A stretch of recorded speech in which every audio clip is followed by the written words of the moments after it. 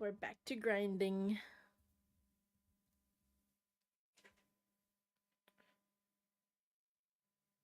Let me just get comfortable.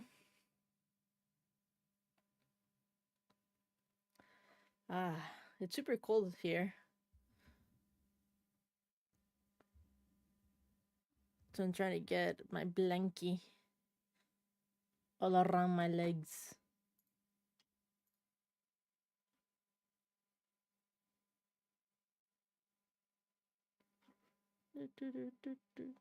Okay.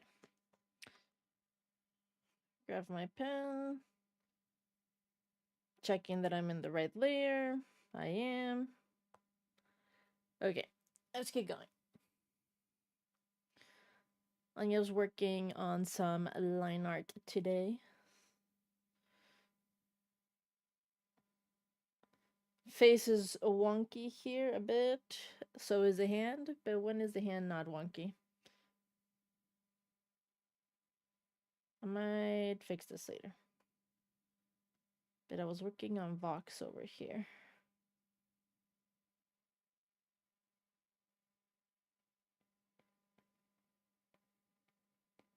And I think I'm very inconsistent with his labels.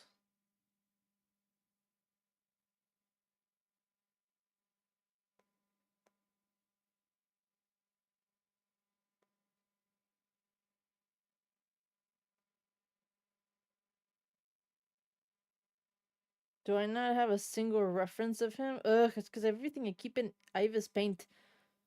And the storage is not the fucking same.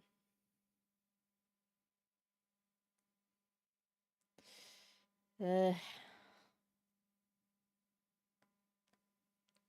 fine.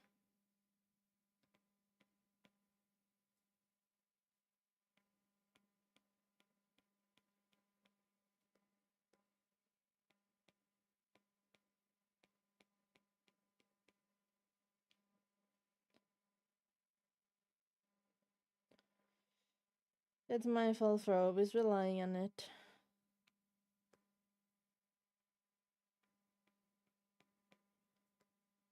You become used to one program and then you can't use another.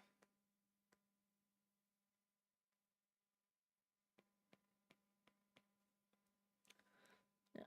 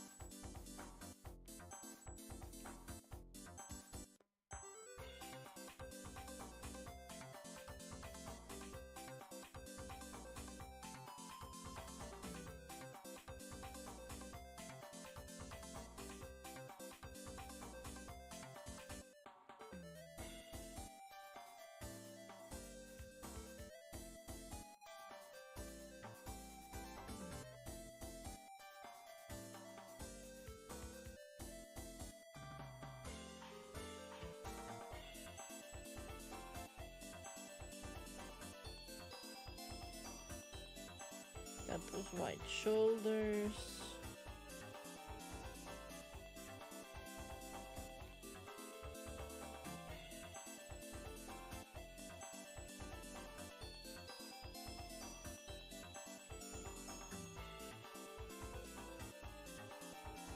This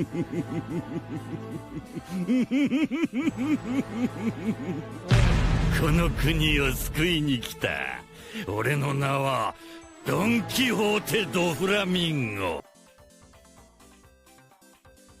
Well, hello, Flamingo. Are you ready to confess on the mysterious disappearance of your co-worker?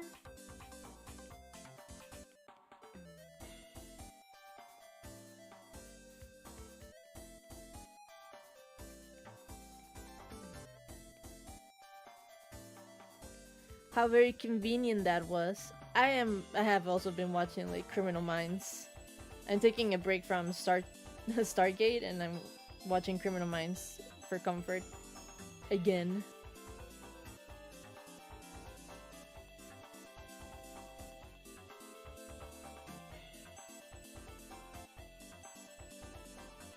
Crazy lore? Oh well.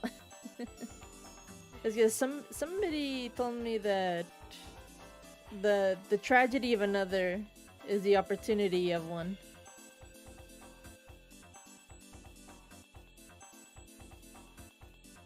Oh damn, you got rid of 3 people. Right, so we're going with that, huh? They quit. Got you. Wink. Alright. I see we're going with that one, okay.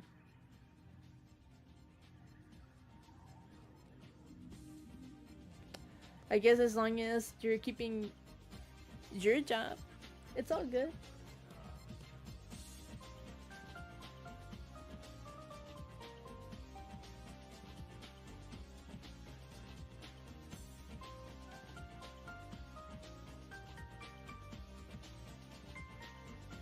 And Shy, hello, good evening. Nothing crazy today besides some line art.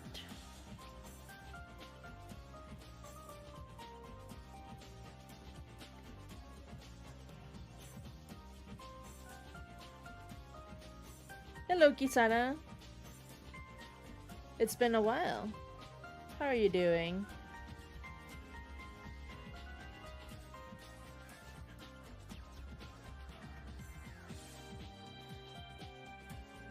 That's right, you did tell me that. I thought that maybe they already passed. That maybe you shouldn't be here, you're gonna be tired. Yeah, just working on some line art as fast as possible. We're not looking for perfection today.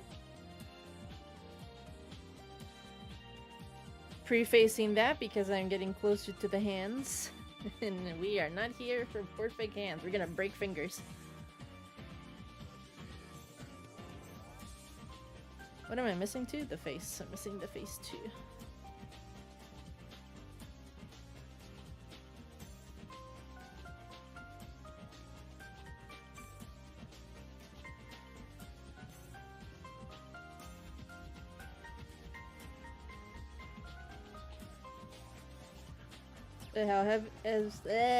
How has everybody been?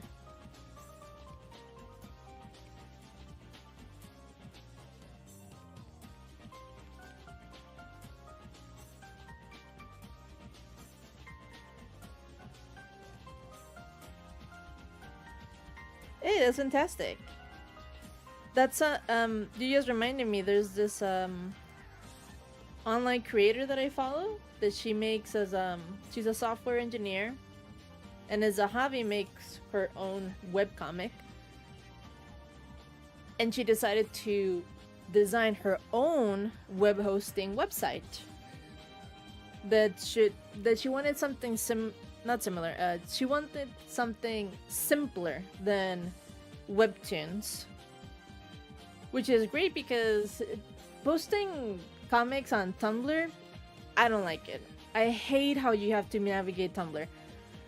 Webtoons, everything is scroll episodes, and it's been awful. I don't know any other places where you can just put up a whole comic. So I've been following this creator. They've been doing updates like, oh, it's almost ready, a whole thing, and they finally put it up online. And I was on the waiting list. I got the email. I went in. And it's pretty cool. quite simple. It has a few glitches, but it's like one person. She's the only one working on this thing. Great project that she's working on for the community, for people that are just doing it for shits and giggles. I think I still have it up here. And you could use it too. No, that's not it. Here it is. So like this is my page, this is the free version. If I go here, my shitty cover. And I'm making a better cover. Fuck that. I'm too deep in it. Looks like you uploaded. I will say, maybe I'll send it on the feedback. You upload the pages and then they get over here where it says unscheduled. And then you drag them over here on the calendar when, I guess if you have it all planned out and you want to make people be excited for a new chapter, that's how you would do it. Which is not what I'm doing. I just blasted everything there.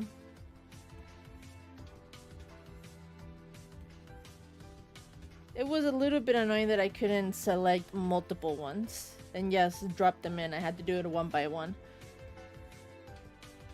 But so far it's so good. I mean, if it keeps going and it's just a passion project, something for small people to do as a hobby, I might jump in onto the upgrade one, which gives you more customized options. And this is how it looks like. If I go here on the link, like it looks super, it's the void. Because I'm paying, but I don't have the upgrade one, it's just the free one. So this is what it would look like. Then you go to start reading. I did send a feedback that I don't like that it sends you immediately to the last page. So you have to go here at the corner, go to page 1.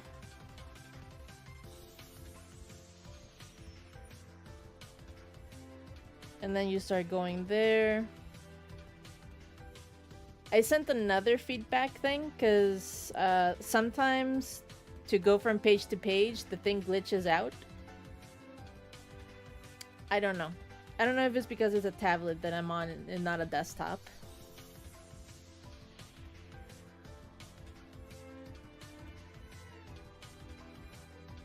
But yeah, it's pretty cool, and maybe you'll like it too. And then you can post your stuff there after you're done using Google Docs. Which crazy work, by the way, that you use Google Docs.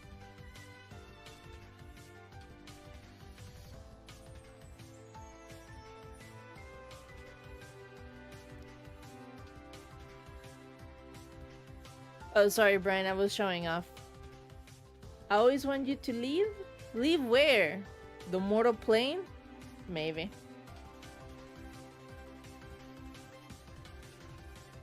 If you hold my hand, I'll let you practice drawing it.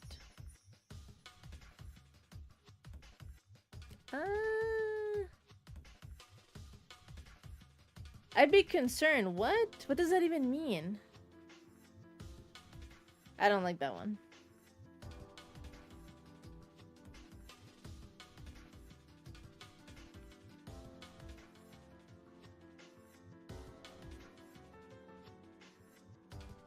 Keep workshopping on those.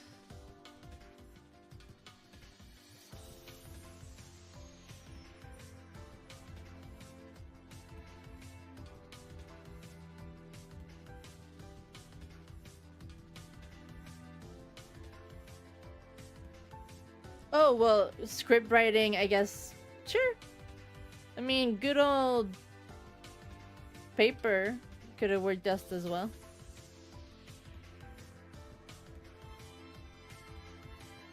Doesn't have to be exactly Google Docs. It's funny because I just saw a lot of... Well, maybe not a lot. That's exaggerating.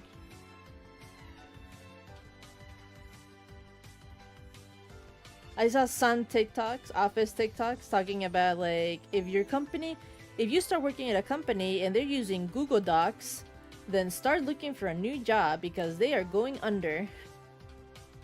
Or some shit like that. Like, apparently those are red flags.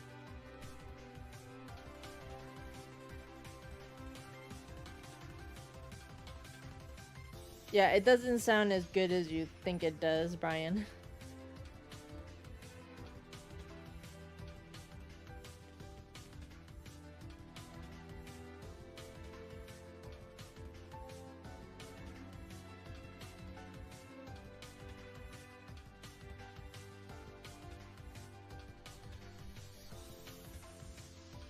What am I doing with this hand, by the way? You started making me think too much about hands, and I've lost control.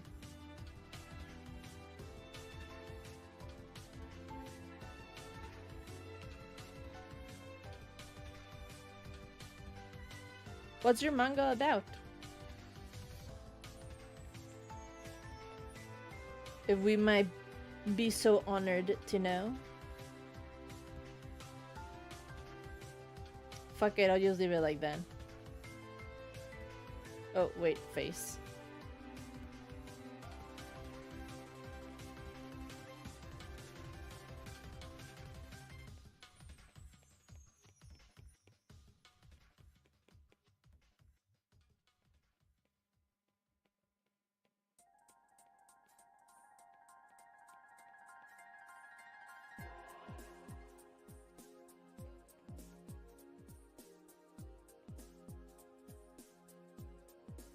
Mm.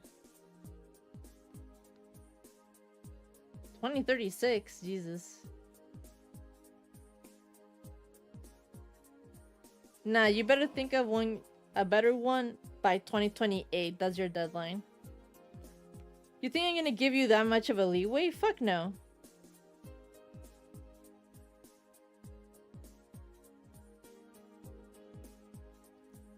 You get 2 years and that's that.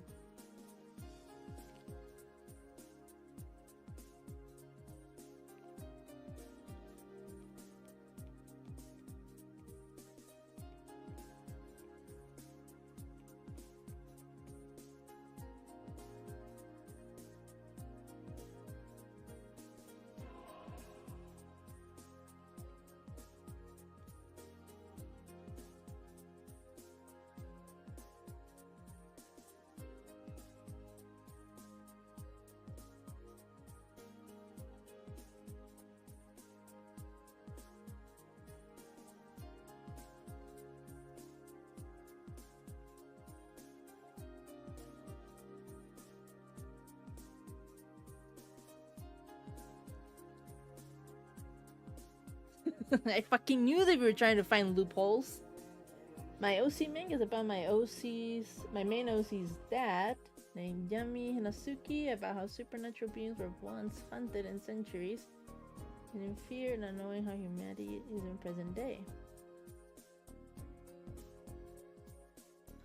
Alright, supernatural aspect, demon hunting, I like.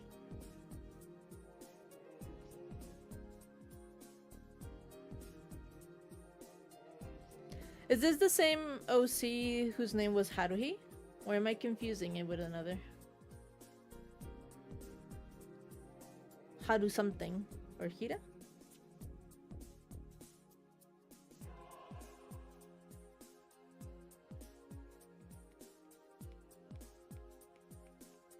I need to remember about the heterochromia for later on.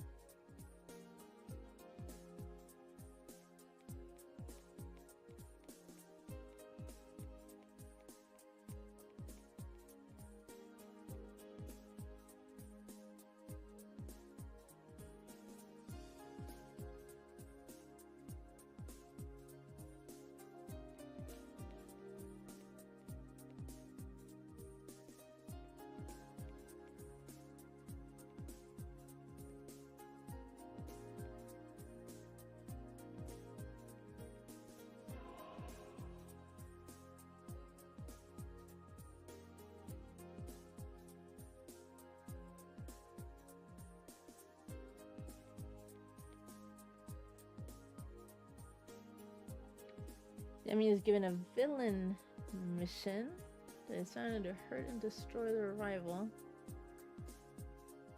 Werewolf heroes, okay.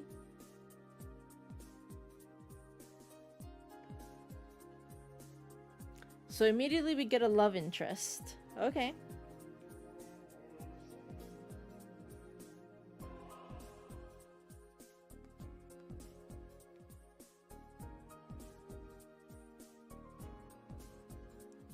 Star-crossed lovers, people that can't be together, behalves of different species.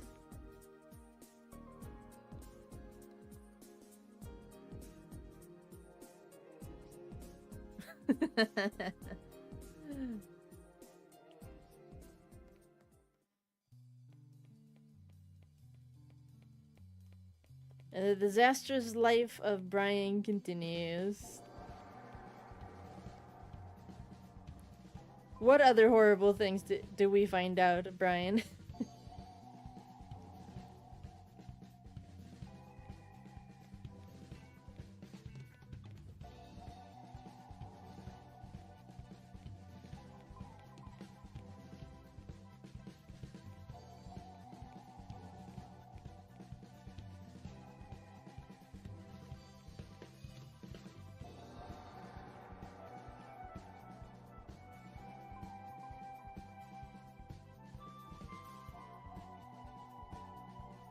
Aha.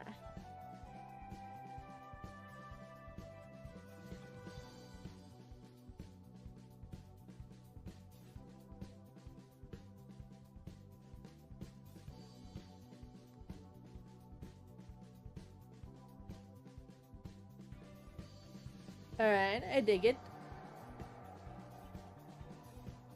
How far along in the script are you?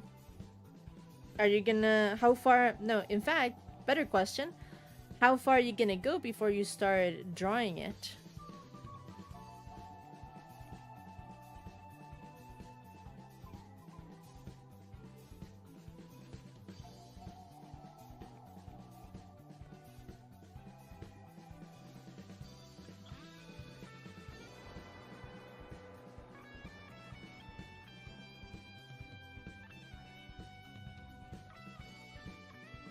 Oh, well, you got good news then.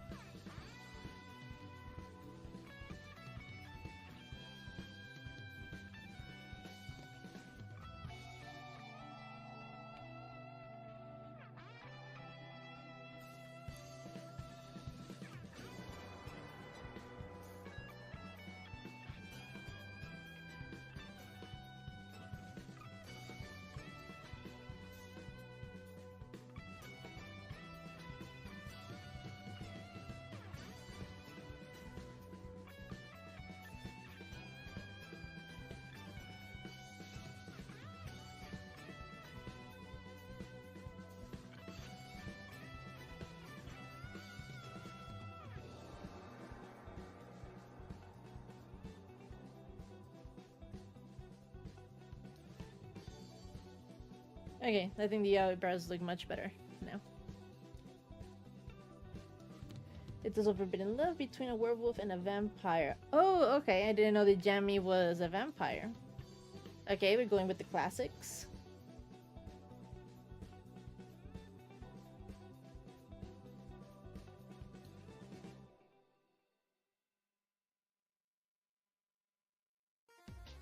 Ooh, a one-shot. Okay. A one-shot, manga style. If we're thinking like how they do it in Shonen Jump, you're doing what? 25 to 35 pages?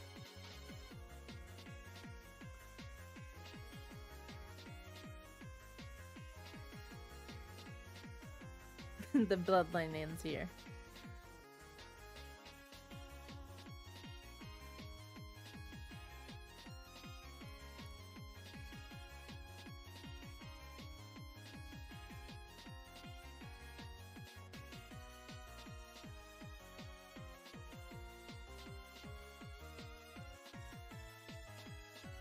I forgot to draw these two over here. I hate drawing them. They have so much hair between the both of them.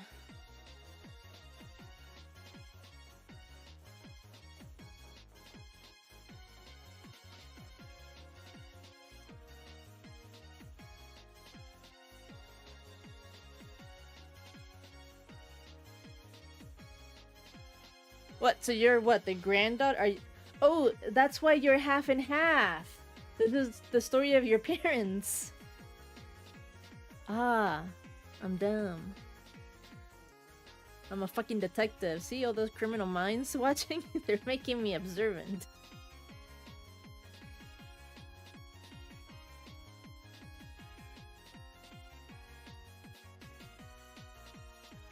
Man, I'm just waiting for somebody to ask me about children and then to tell them the line of, well, after the accident, I can't have any children.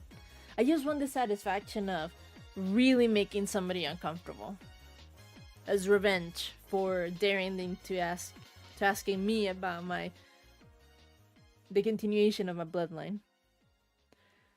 Which I don't care. I have 3 siblings. One of them is bound to get pregnant.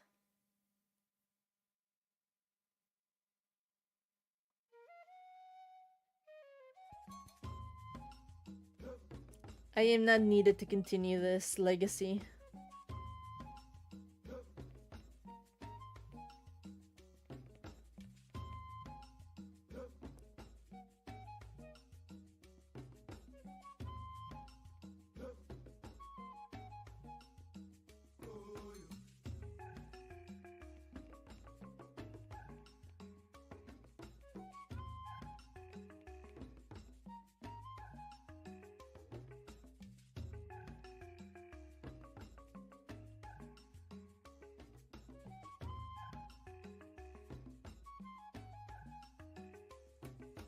There we go.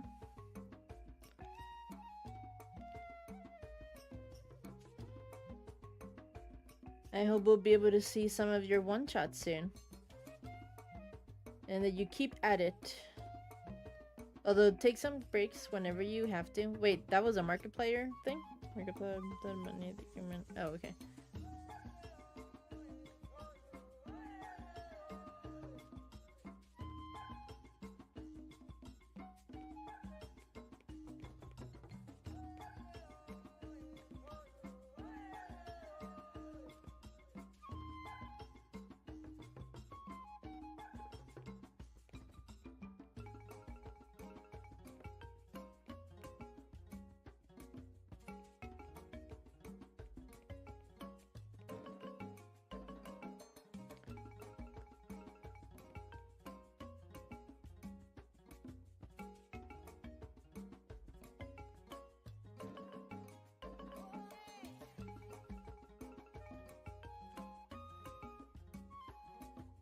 Let's see how I can last tonight, guys.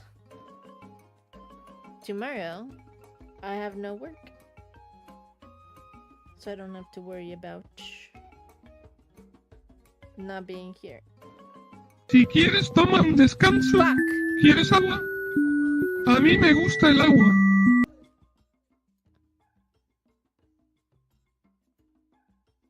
God, I hate you.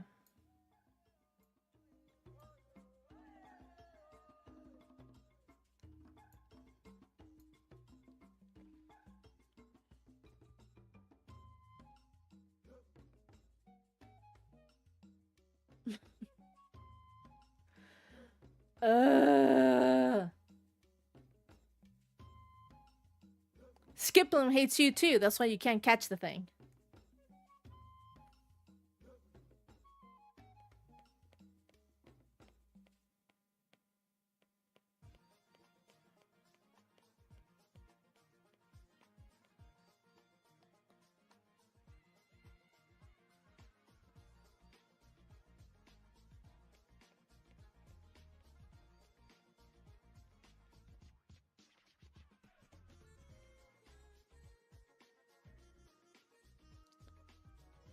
Being under odds for a Pokemon, ugh.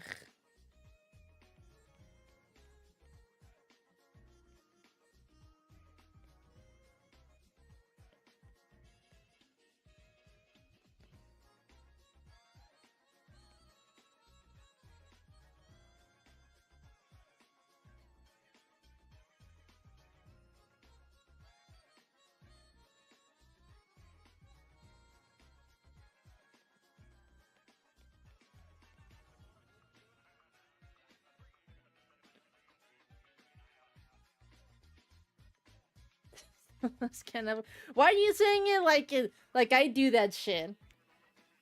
I only have one GameCube, which is an original from the first time it came out. So shut up. Go cry to Clock. Tell him about his. Not to flaunt his wealth in our face.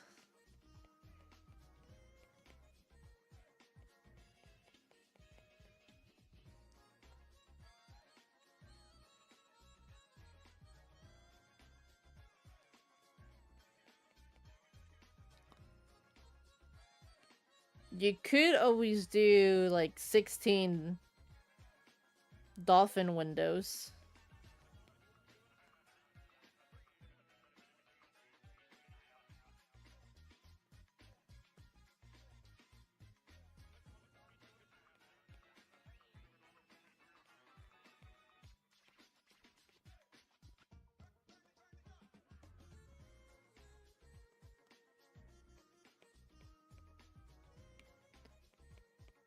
And you know, 16 is a lot, actually. Why would you say 16? Is that what Clock has on his Windows? I don't think he has 16. I think he has less. Maybe at most, I think he uses 12 at one time.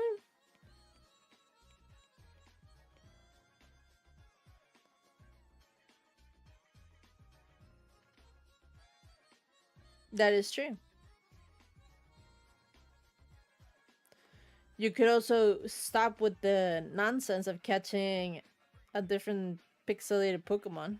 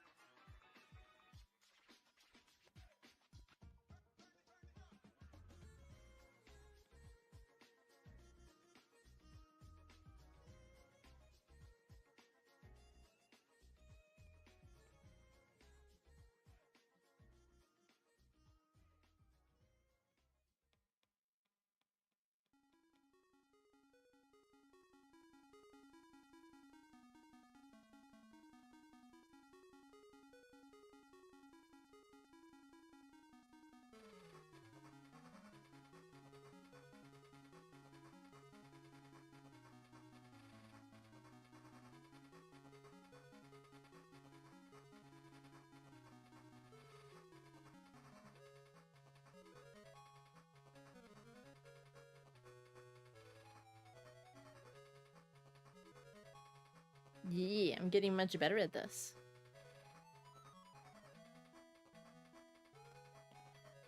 Except this part.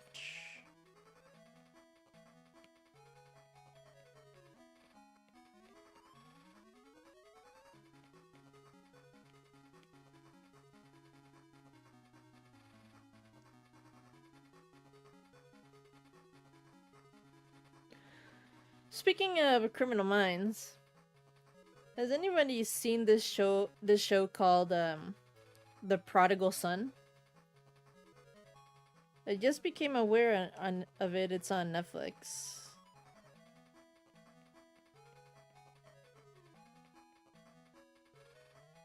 I don't think it's new, but it's also not old. It's like 2023 maybe? Something like that. Like from 2-3 years ago.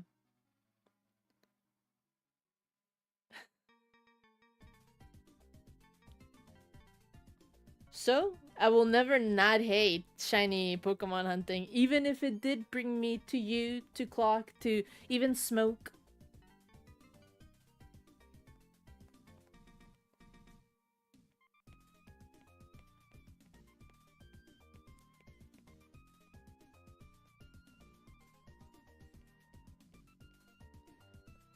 Anyway, I was asking about the Prodigal Son because it's an interesting concept for this. It's a typical cop show thing. Cop show.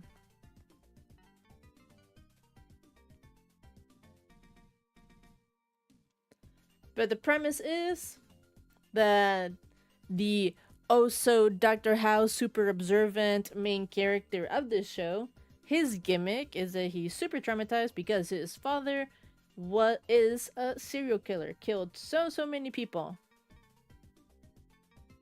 And so when he gets stuck in a case, he goes over and visits his father in the psych ward and has a little talk with him.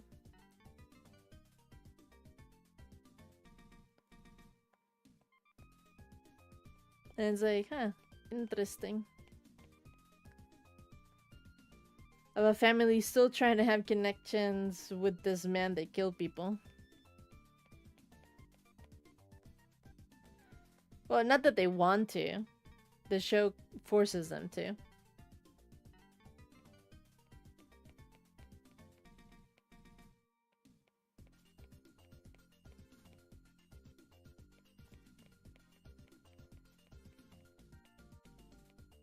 But as far as premises go, I quite like it.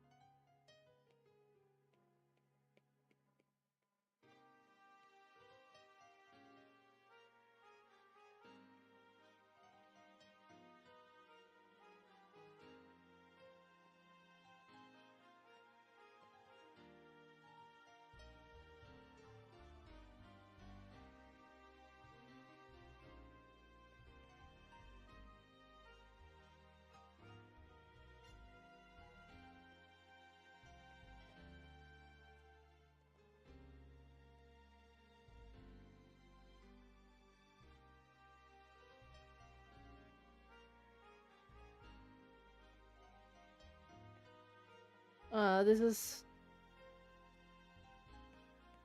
Amy and Omega's song from Sonic DX. It's gonna make me cry.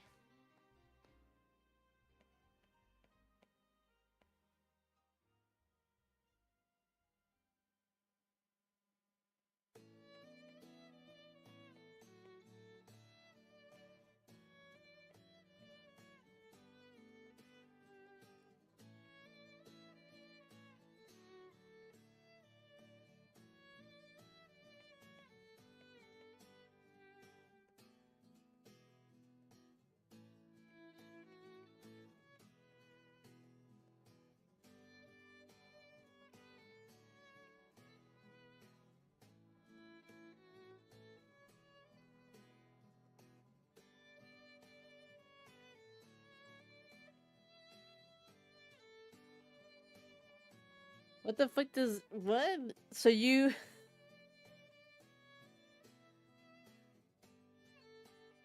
One of my coworkers played... Okay, they're... It's not Sword Art Online. He's not gonna disappear just because you stop playing it. What is this psychosis that you have gotten yourself into?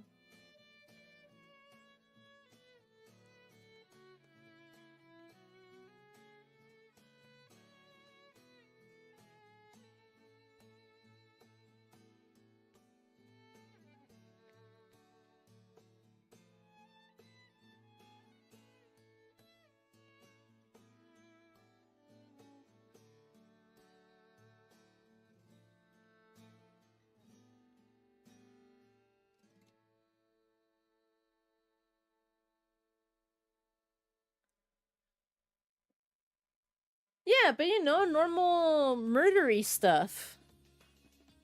Not because you played or don't play Pokemon. How does that correlate?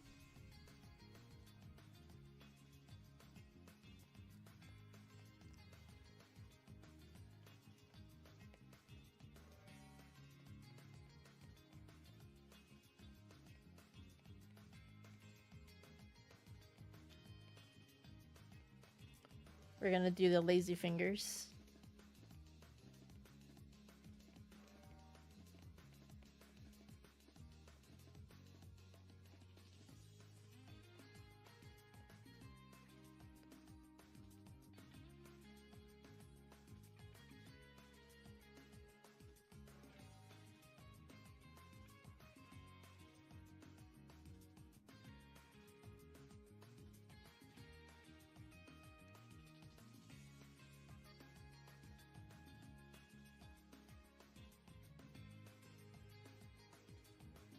That still doesn't stop you from you stopping to play Pokemon Coliseum. Fine, the friend is Spirit because he also plays Pokemon Coliseum. Stop playing Pokemon Coliseum.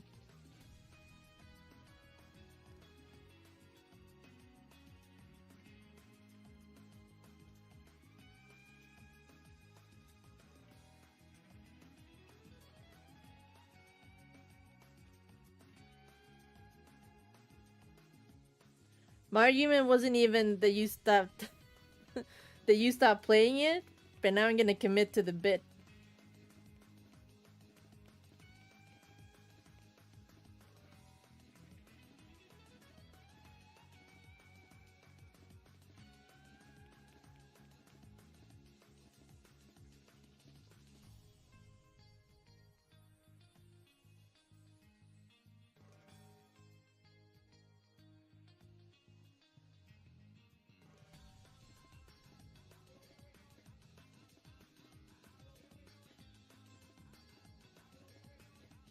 You don't play it, but the little that you play of it, it destroys your life.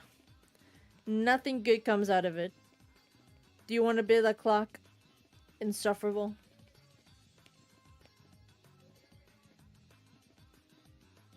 It only works out well with him because he has wifey to take care of him.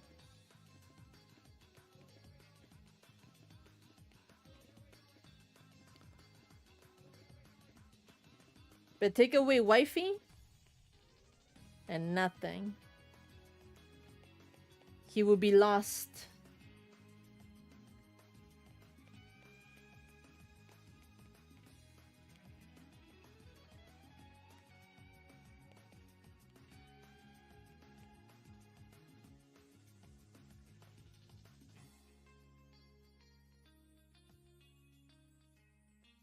Also, why are you yelling? Why are you getting defensive? Why are you saying that in all caps?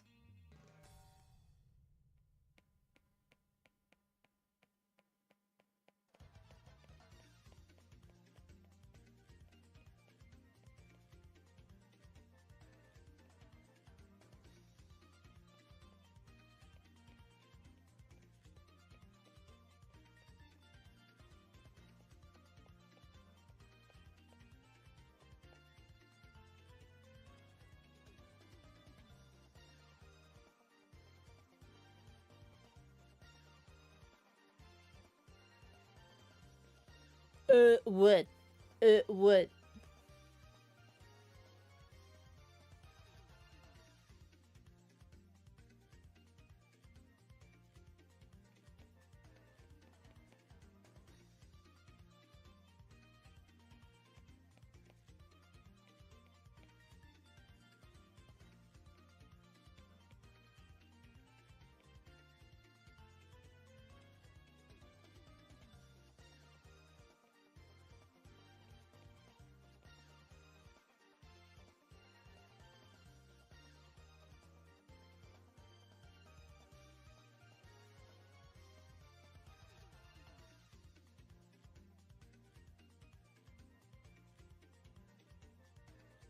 I'm so down. What? You're all nonsense today. Did they make you loopy for your blood work?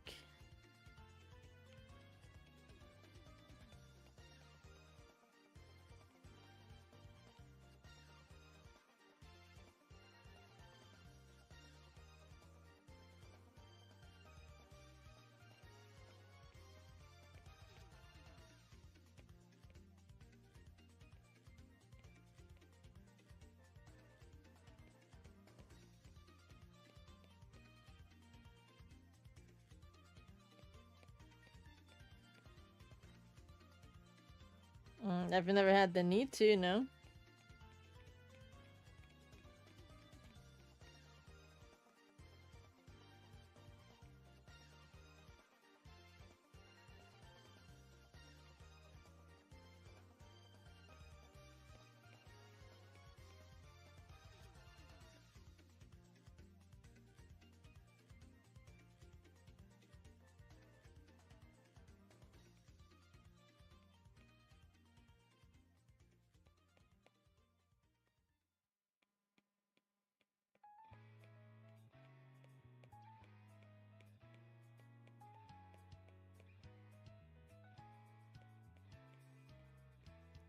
You dirty spot. What are you doing here? Get away.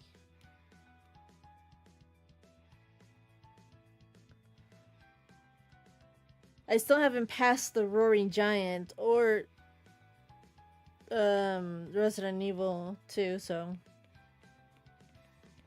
yeah, I have a lot of skill issues.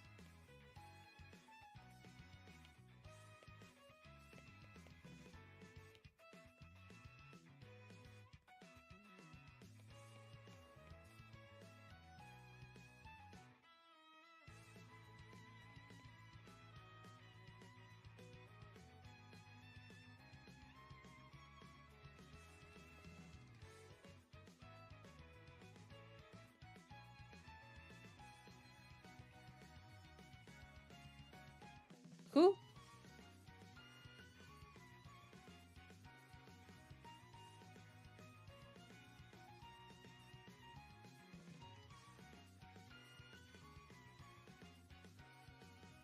Ah, fuck the Goron.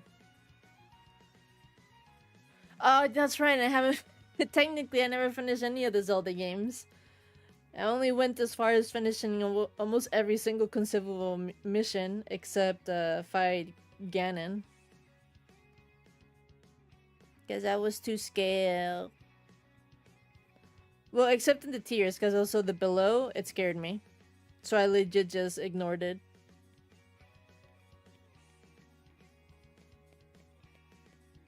I'd rather play another horror game than go to the below.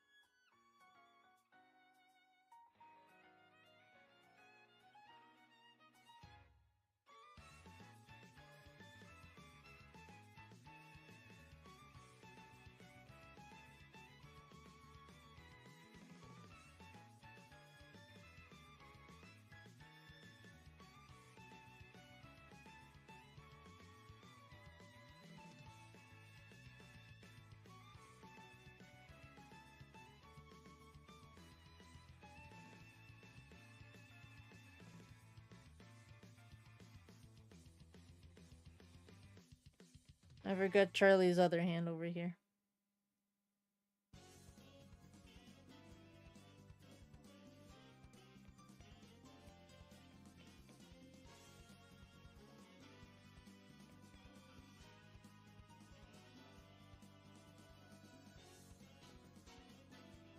Don't leave bugs here. That's so rude.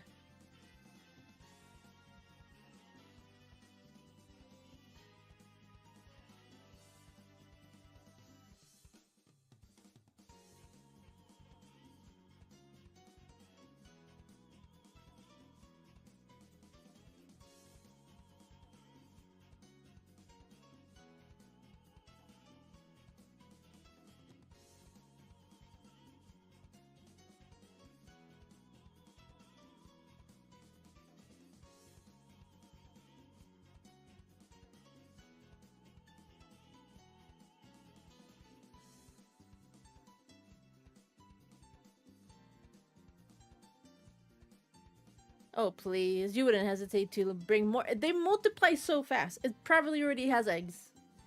There's already eggs somewhere. They breed, they spread.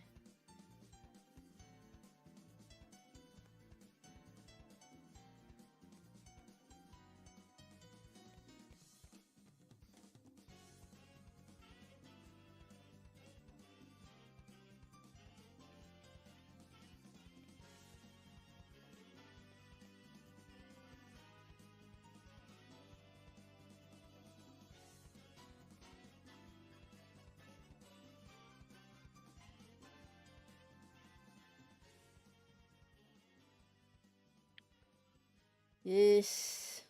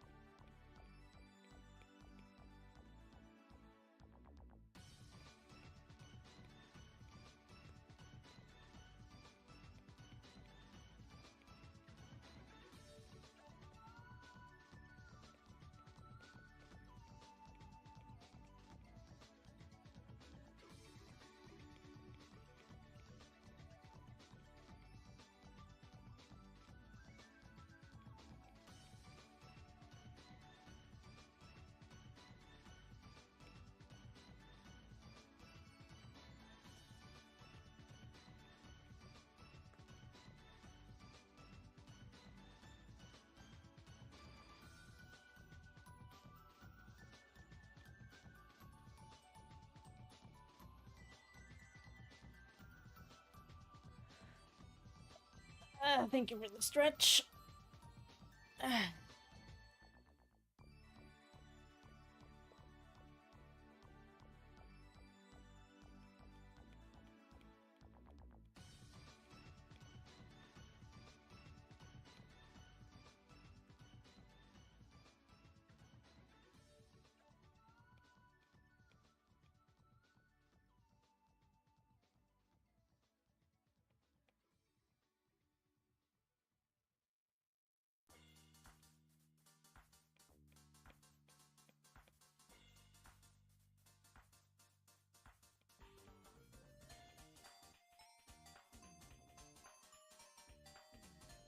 Okie doke.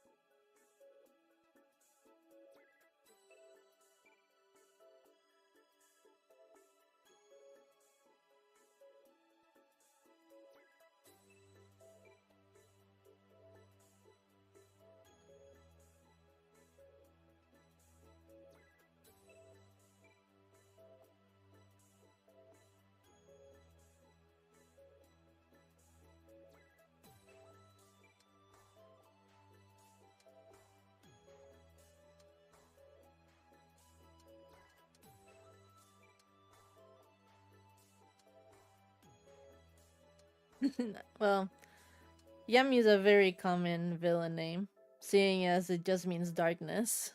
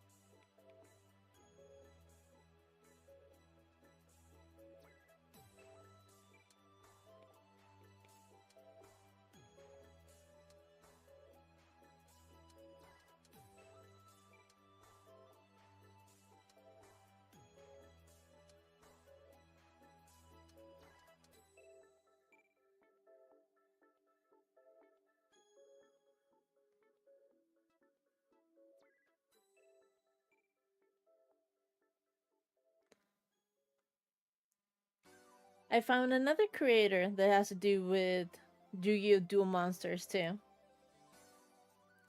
She spends a lot of her time doing TikTok lives, challenging people to challenge her, and she seems to be really good according to her winning streak.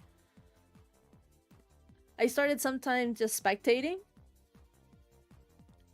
Never felt more out of the loop on a fandom in a long time because so many words being thrown out there and I don't understand a lot. So much lingo, so much jargon that I'm not in tune to. If only the card game had stayed as simple as the show. But then it got more complicated and more complicated. And now it's like, fuck, I might as well just learn Pokemon at this point.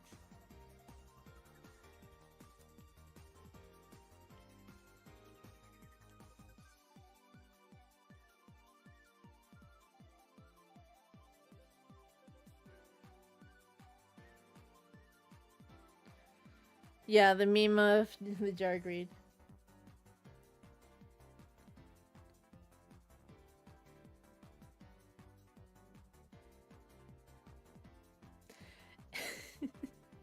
Bro, I love Bakugan too. I never got into the game. I never got into any of those. I did like collecting sometimes the little models because they just look like marbles. Especially if you got the magnetic card, you would throw them, then poof, they would pop out. And I was such a loser that at school, I got the big model for Skyrus, and I would put the magnetic card.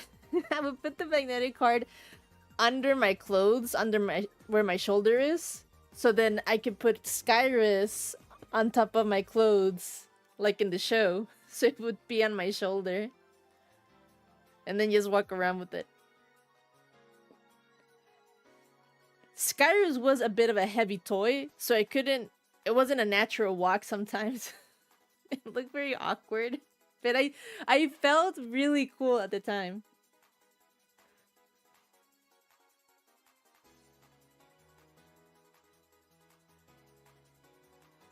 Anyway, that's my little anecdote of Bakugan.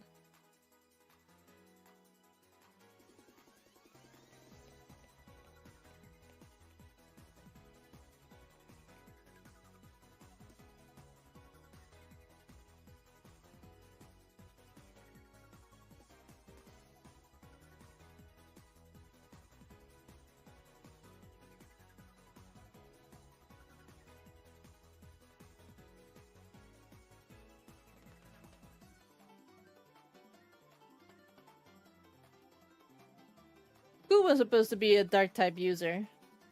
The viewer?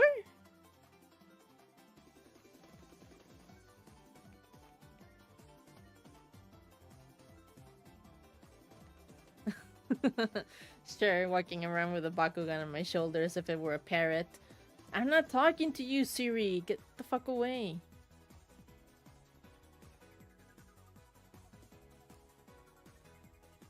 No, you can't stick me to the fridge. What? No.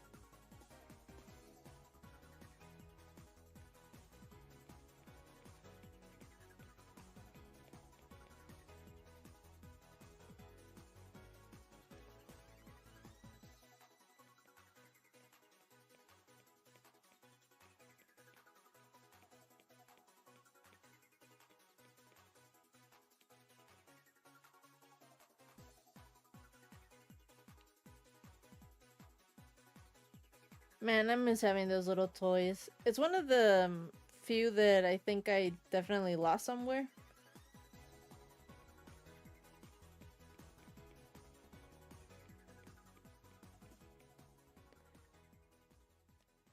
Luckily, I now have the choice of wasting my money on big figurines. Not as many though, because they are expensive. But toys.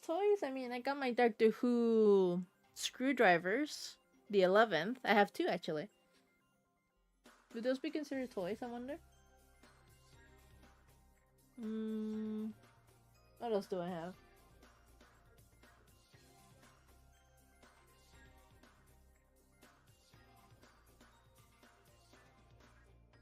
I mean, I still have a large collection. Well, maybe not large. I have a hefty. I have a hefty collection of Tazos, and I did keep some Yu-Gi-Oh and Pokemon cards, but only like the ones that I consider pretty. And the ones that people have gifted me for like Christmas or birthday presents, I consider them very special, and I carry them around in my wallet. The same way that people carry $2 bills for good luck.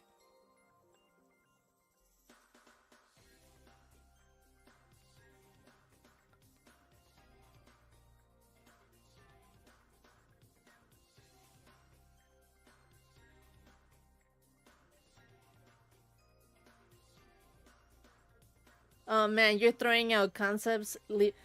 I loved Bakugan, but I don't remember that much. I don't even remember the name of whoever Skyrus's kid was. I remember Skyrus because I loved Skyrus because it reminded me of Dronzer from Beyblade, which is my Bakugan of my generation.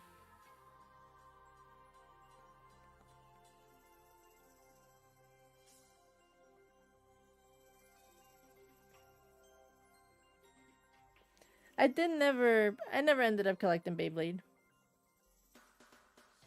Not sure why.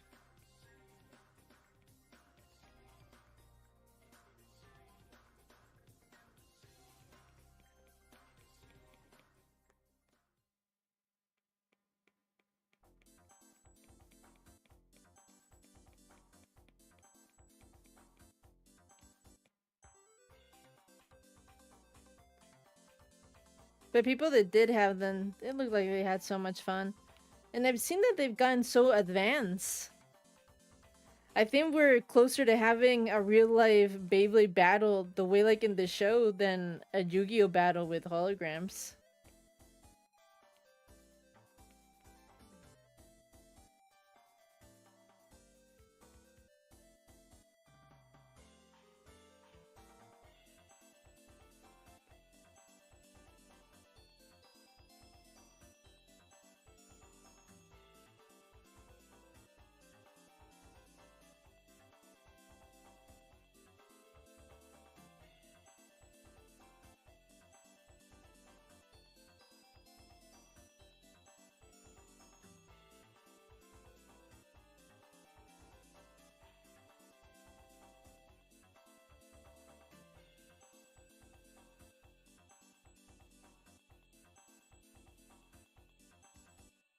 The ears are gonna be off here.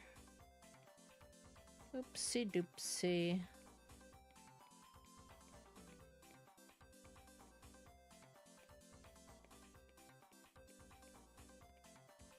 It's fine, I'll just erase this part inside.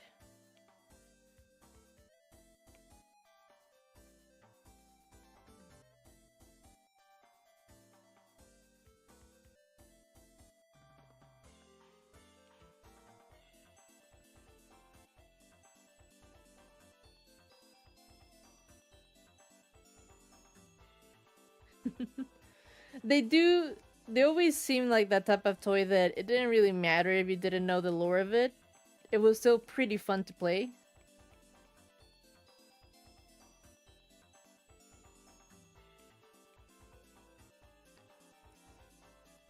And I only stuck to the original, to the first Beyblade series.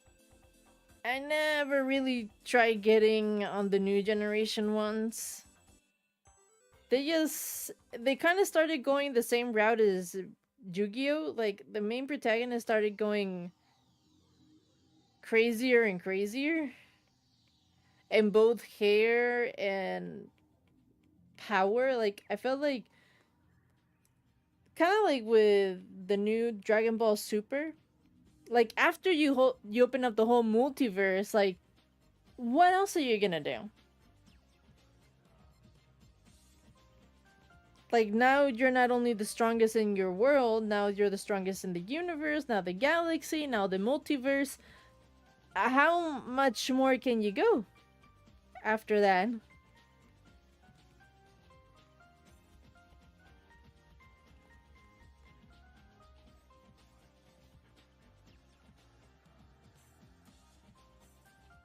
And that's how I felt with both Yu-Gi-Oh and Beyblade. They started putting like, oh, he has a Pegasus, he has a cosmic entity, he has the darkness, the void, and it's like, damn.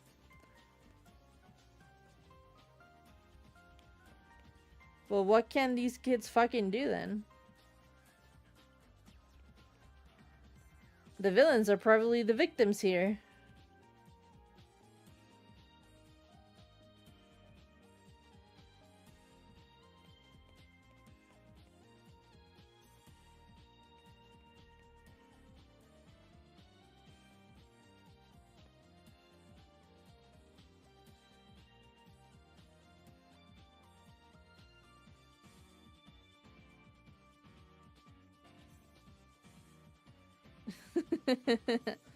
Throw Brawly at them.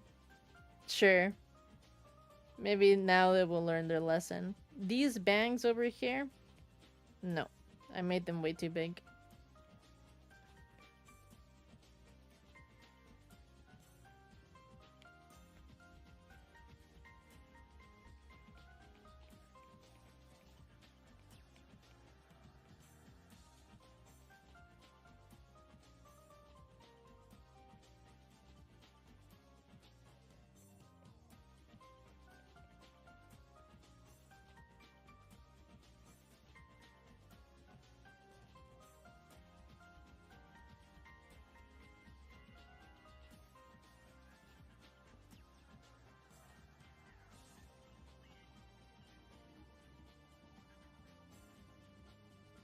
Ooh, Beyblade is one of the few anime that I actually saw in Spanish.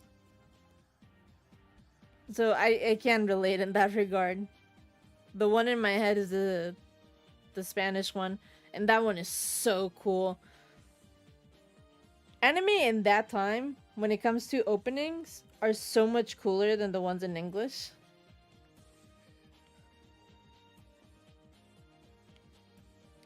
Just because the licensing deals were a lot better for some reason.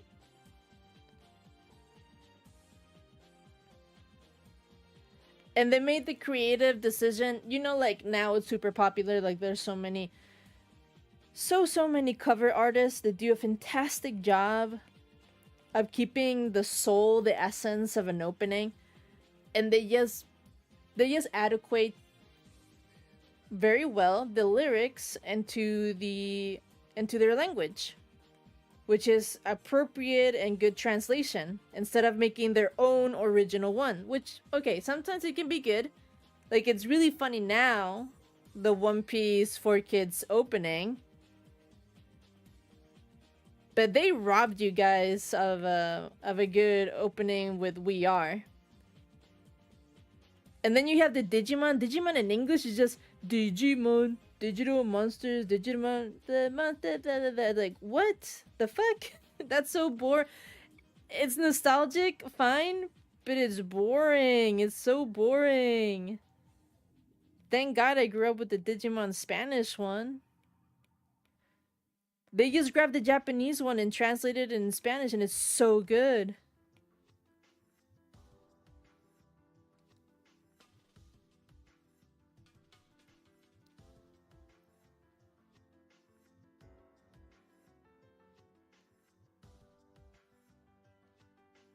Is Jamsha even still alive somewhere? Does he still exist in the orbit of everybody? I just realized I forgot the antlers over here.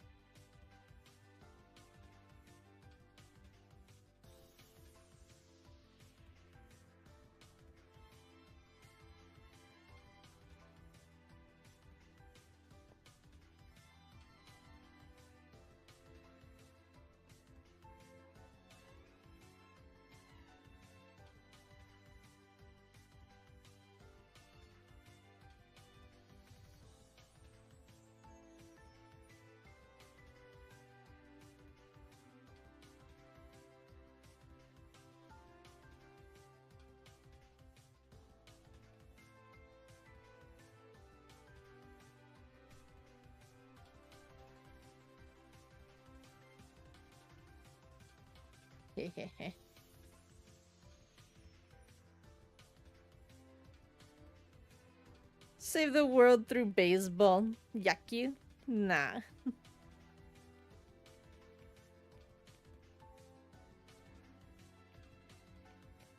Did you ever see the movie of Dragon Ball GT? Like this future of I think it was Pan's grandchild.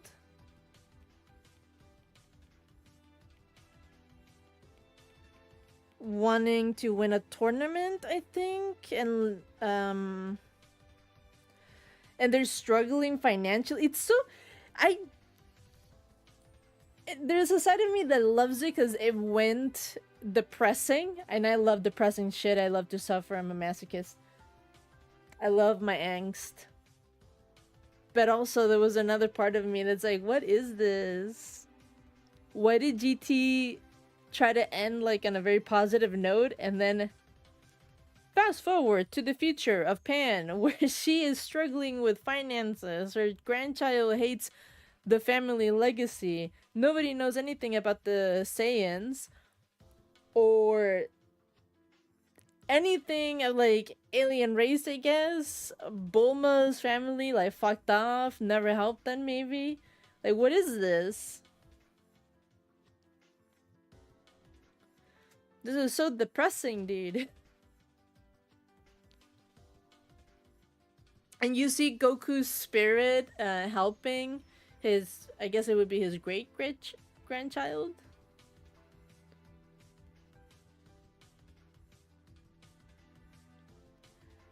It seemed like a good send-off, and at the same time, it's just very bittersweet.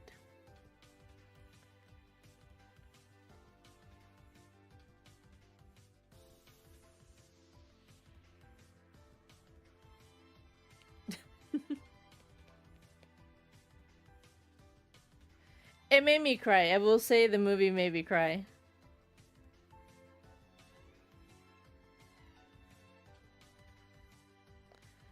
And if a movie makes me cry, makes me feel things, I consider it a win.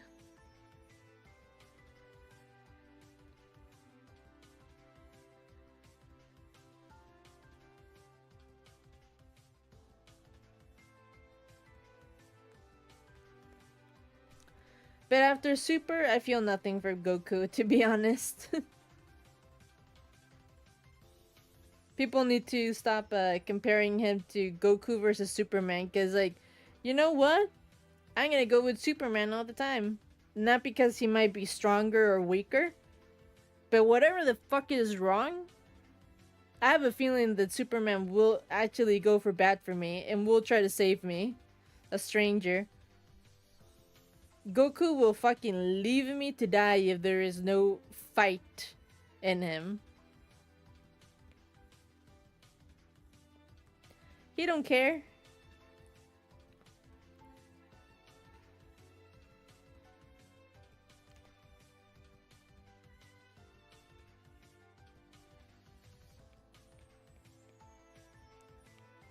I don't know why this was a surprise to me when I realized that Goku isn't exactly like a hero.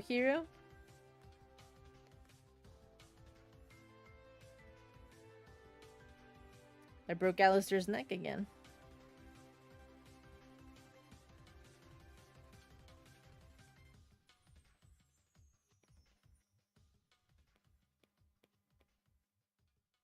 Which shouldn't matter because he breaks his own neck all the time.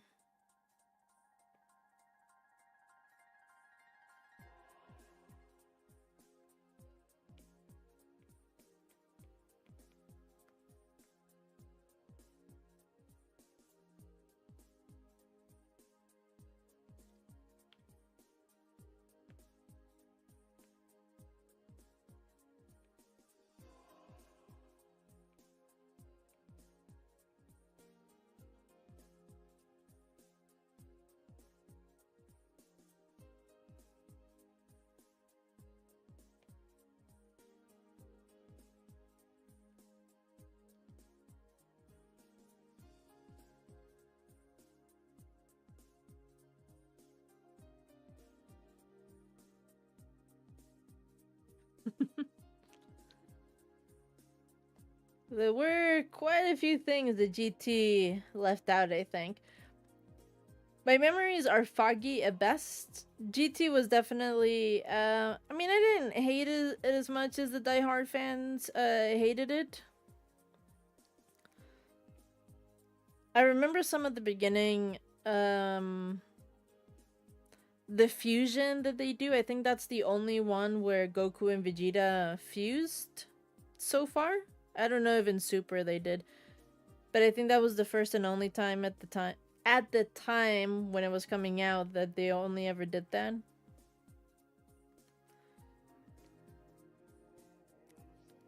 I sort of enjoyed the movie, so I was fine with it. I didn't know that it was so hated that they actually backtracked and now it's not canon anymore. I saw that on like a video that it's completely not canon.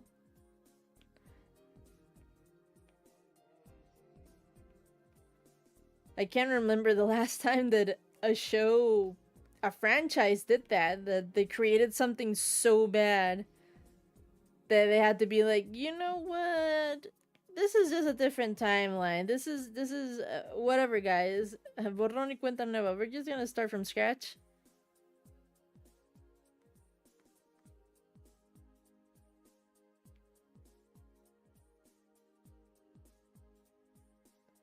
Just to appease the fans.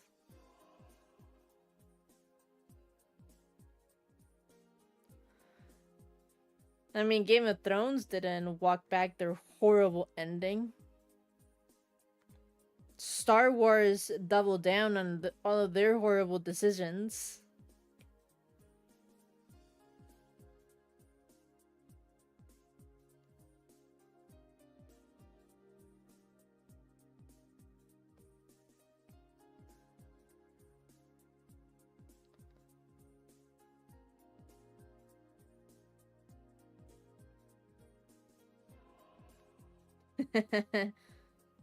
I guess so.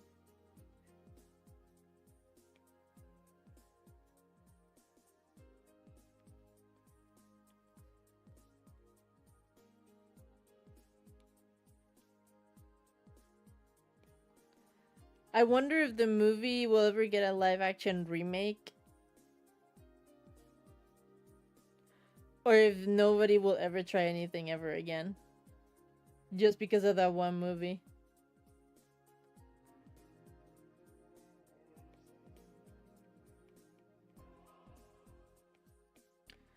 Poor Dragon Ball fans. Wah, wah, wah. You don't get no live action. Meanwhile, in One Piece, we are eating. The new season is coming out in March, and I'm so excited. And all the marketing that they're doing for the movie is so great and it's so fun, and I love it. Except for the actor of Luffy is coming to Mexico, but he's like doing this promotional contest thing, and it's only for fucking chilangos. It's only for the people in the capital. It's like, why open the contest for everybody? Why are you only doing it for the people at the capital? That is not a very Luffy thing to do, Iñaki.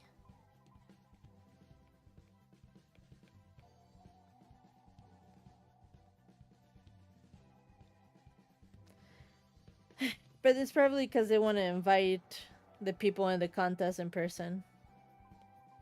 And it's easier to invite them if they already live in the stupid city.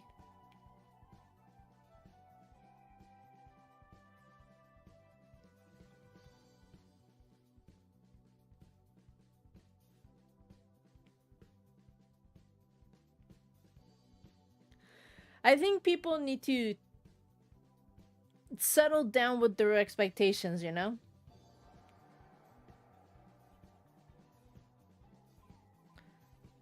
Like, be more realistic of what you guys are gonna do, because it can either be one or two things. For a Dragon Ball live action to be sort of successful, it can either be one of two. They either make it and it's going to have to follow a formula or have the same type of a CGI or budget like a Marvel movie, because you know it's more like what was the name of this Marvel character? Shang-Li, the one with the rings. That one has a lot of martial arts. There's some supernatural aspect to it. Like, if they can make it look like that, you have your Dragon Ball movie in that. But it has to take away some of the silliness. You can't have it both, because it doesn't translate for international audiences. It's either Shang-Chi. Oh, Shang-Chi. The other thing that you can do is that you bite the bullet and you embrace the cringe, just like the One Piece fans. We never asked for a One Piece live action. We didn't want a One Piece live action. The manga is way too goofy. It's way too silly. The proportions of every single fucking character is ridiculous. Like, how would this even work? And it's so long. There's no way that a live action cast would be able to like keep up. The story would have to change dramatically or some shit. Like, it just wouldn't be able to work. It succeeded, but they had to embrace the campiness. It's, you know, be a little bit self-aware. The changes that they made to the story from the original, they've been working. I'm looking forward to what other changes they're gonna do in season 2, because they need to pick up the pace. So I'm more excited for the B plots than the A plots, because the A plot is just gonna be beat for beat the same thing that I've seen already. B plot is gonna be something different, or at least that's what I'm hoping for, because that's what they did in season 1 with making Luffy's family be more apparent earlier on in the show, and using Kobe as well to move along the story.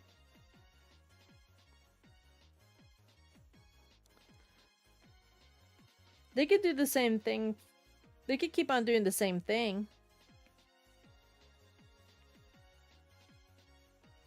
If they still did it behind the scenes, they could do like more, maybe the cover stories, how other people get into the Grand Line, maybe some foreshadowing of the supernovas, or something about the reveries or the world government. There's just so much that they could do. But will they? We will find out.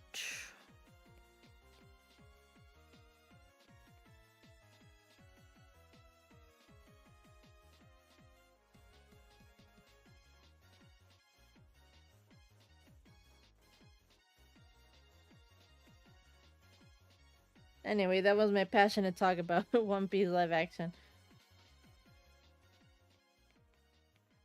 About Opla.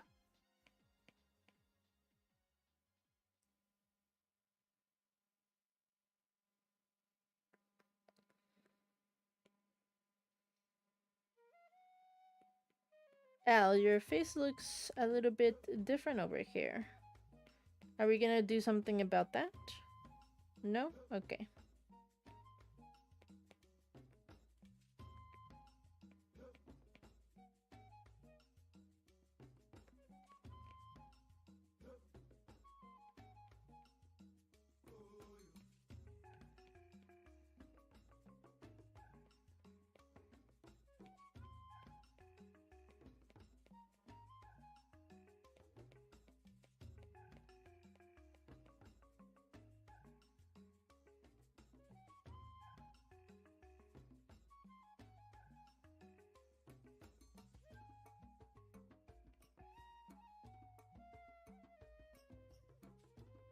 I might fix this hand, I might not fix this hand. Another mystery for the upcoming future.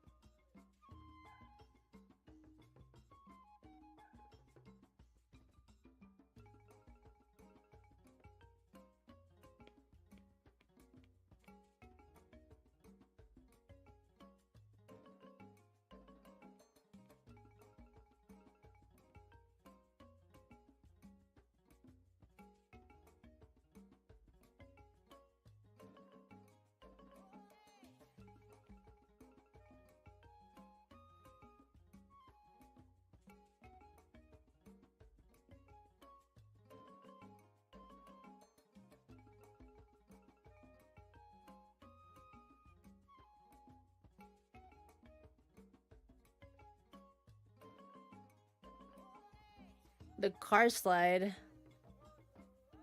What's the car slide? Is that the one where people just slide on the hood of the car? Like in the action movies?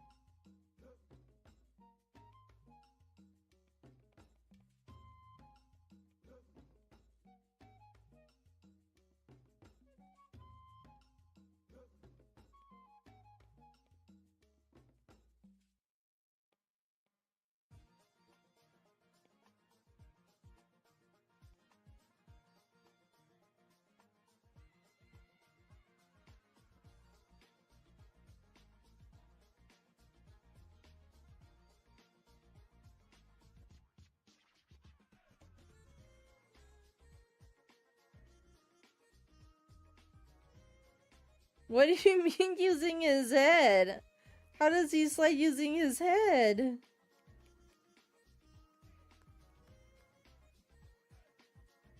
What? I'm trying to picture the logistics here. Is that like in breakdancing when people do the whole twirly thing on their head? Am I supposed to picture that?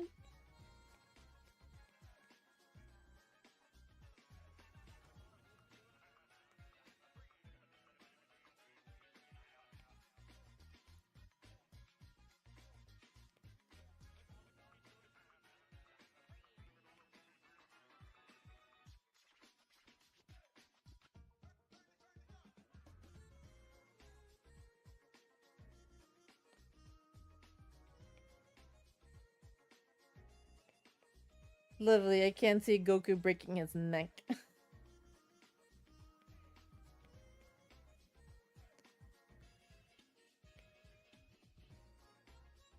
My dude has so much muscle in his neck, it'd be a wonder if he can even break it. I mean, sometimes he goes Super Saiyan like number 3 or whatever. And then it becomes uncomfortable to look at him because, like, that's so much muscle in your neck, bro. Can you even turn your head?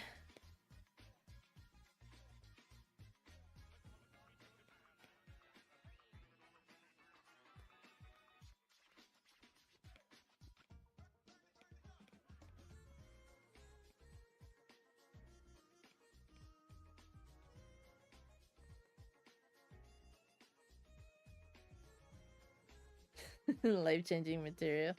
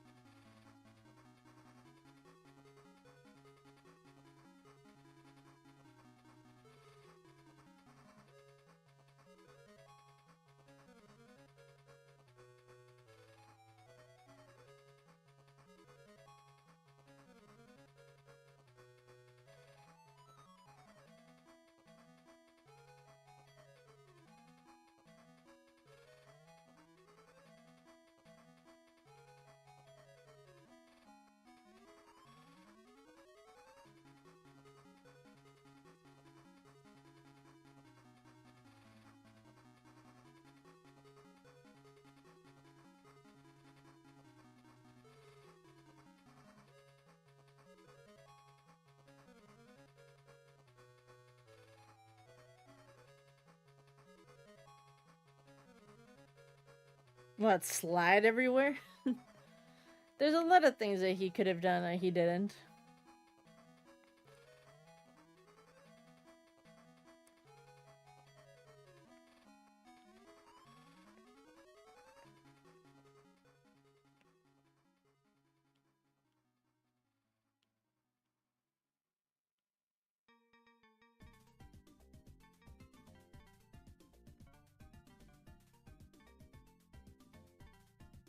I forgot the lines here.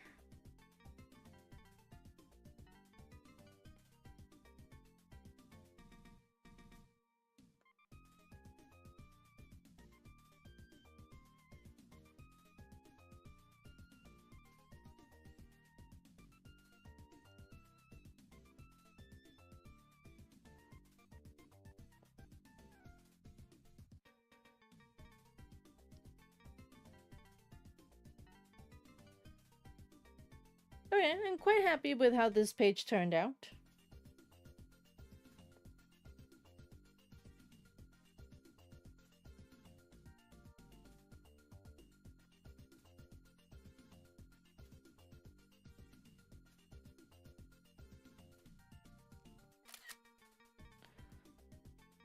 I still need to fill it in and do the dialogue, but so far, line art down for this one. Let's go to the next one.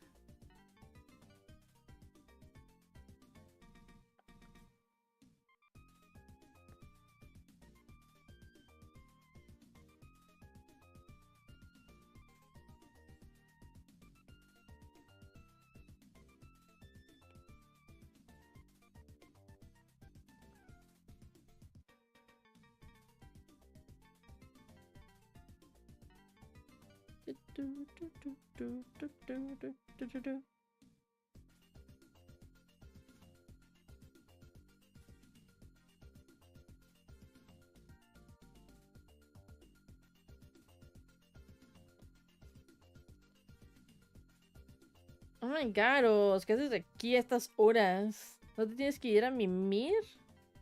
¿A tu edad avanzada? Te va a dar algo. Hoy no es viernes.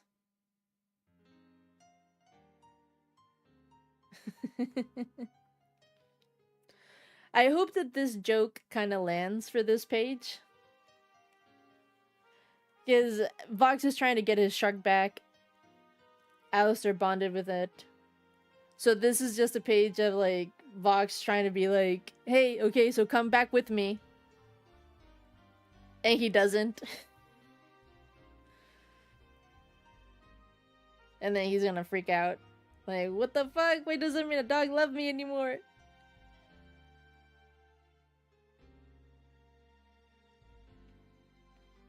¿Estás inundado, bro?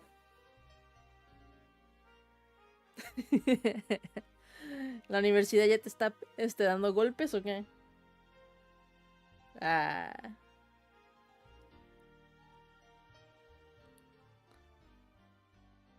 ¿Ya tanto así?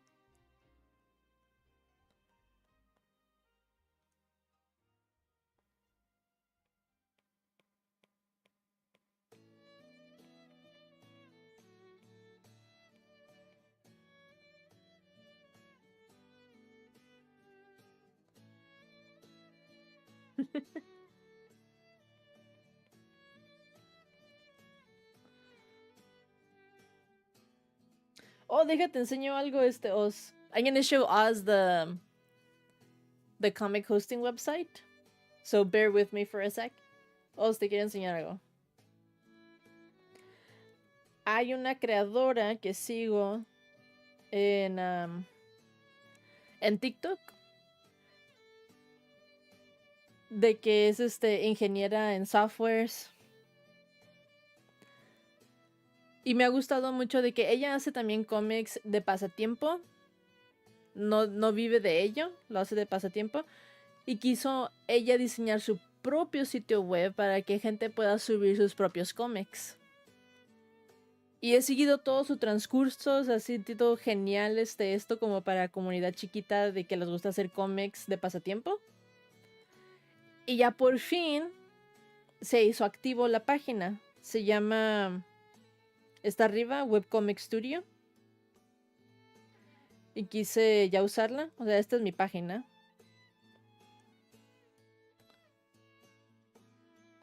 Y aquí subí ya todos los que llevo por el momento. Eso sí, aquí nomás voy a subir las versiones en inglés.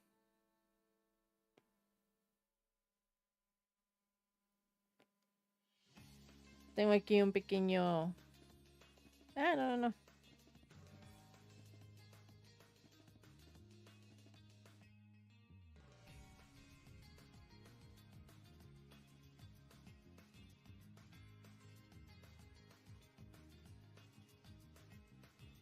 Ahí está. Aquí tengo para poner el título, ponerle un tag, una descripción. Hay otras cosas que podría hacer. Si quieres, toma un descanso. Ay, Dios. ¿Quieres agua? A mí me gusta el agua. Thank you for the sippy. Hay otras cosas que todavía no tengo habilitado porque las primeras 50 páginas es gratis. Y ya para poder subir más de 50 tienes que pagar una suscripción. La creadora quería hacerlo lo más barato posible porque no está buscando en hacer una ganancia de esto. Nomás quería hacer algo para gente que hace cómics. Y se me hace, de todas las cosas que pueden estar cobrando, $3 a la semana no se me hace tan malo. Es como Webtoons, pero ella lo empezó. Digo, yo estoy contando su historia, ¿verdad? Pero es que a mí me gusta mucho el contenido de ella. Ella no le gusta Webtoons. Y también tiene razón de que no hay muchas otras plataformas donde te dejan subir de una manera más amplia cómics. Porque Webtoons todos son iguales. Todos son de que haces una página enorme y vas hacia abajo.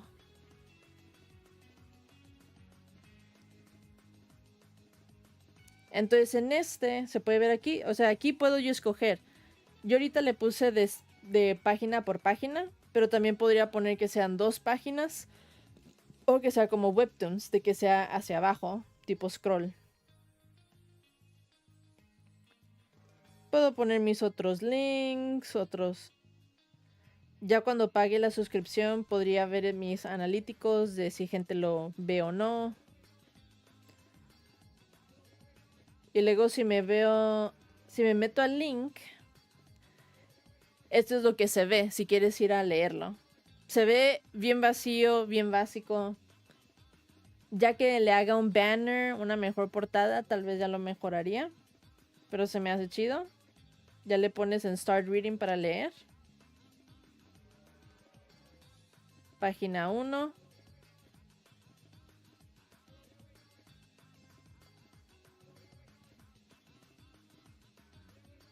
Y ya. Y se me hace chido. Y puedes, más o menos un lugar donde también se puede ver de que voy poniéndole empeño. Nomás mira esta, ¿qué página es esta? Esta es la página 12. Compáralo con la página 2. Ah, bueno, no la página 2, no. La página 3.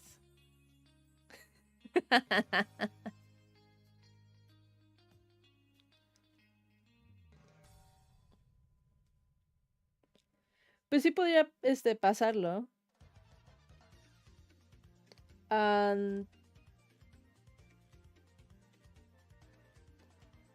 Subiría este link, supongo que el de arriba. Porque también esa es otra cosa chida, es de que te hace tu propio subdominio. Para que gente vaya y lea tu cómic, solo tu cómic. Y no está allí buscándolo entre otras cosas. Aunque gente le ha dicho de que sí les gustaría tener un directorio para también explorar cómics de otra gente.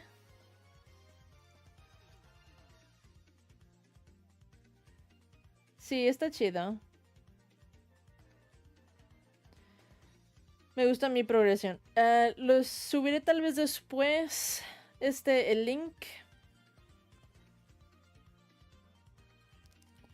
Lo pondré en post. Aquí en los que tengo de comunidad. No sé si lo subiría luego. O si tal vez lo subiría ya después de subir el video. Porque creo que ya lo había dicho, de que aquí en YouTube este cómic nomás lo voy a enseñar ya que lo termine.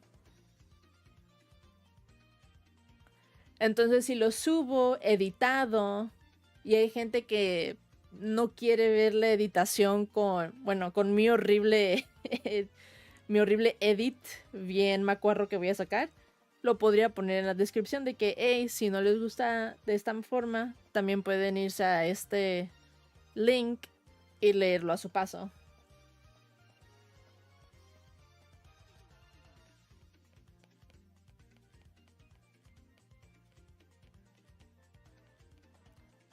O igual lo subo ya ahorita y nomás con que, ya que lo termine haré un video. No sé, no me decido.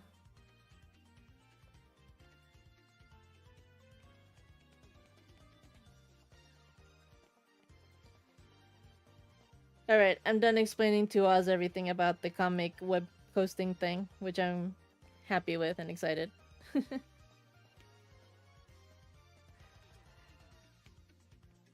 It does make me happy that you can see... It's a bit easier to see that I guess I have gotten better. To see one's own progression on something feels kinda nice.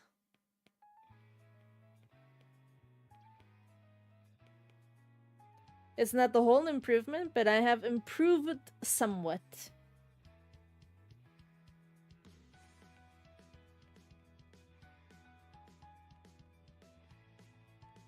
And we can only go up, right?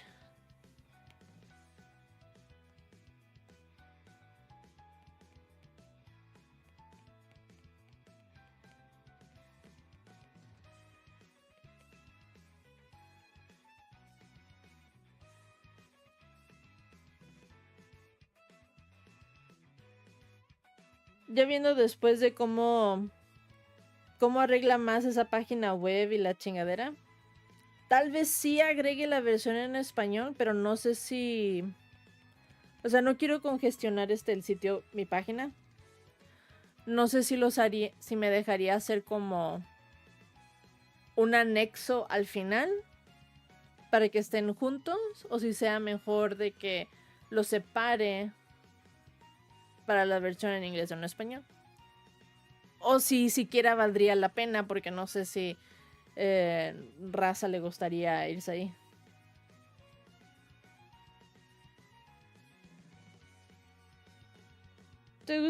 ¿Sabes qué? Te gusta Genshin, así que no me sorprende que te guste ver Requiem. Probablemente te gusta Ren, ¿verdad? Sucio.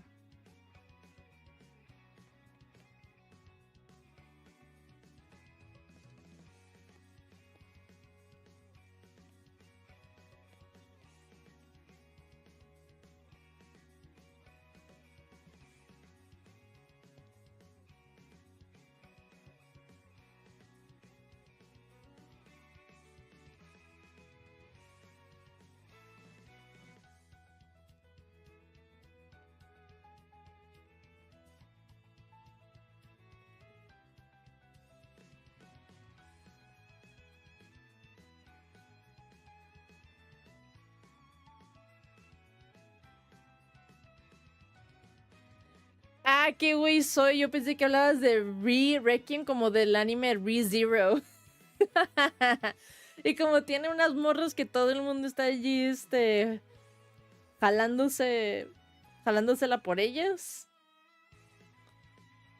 La de cabello rosa y cabello azul. Y como te gusta Genshin, asumí de que te referías a eso.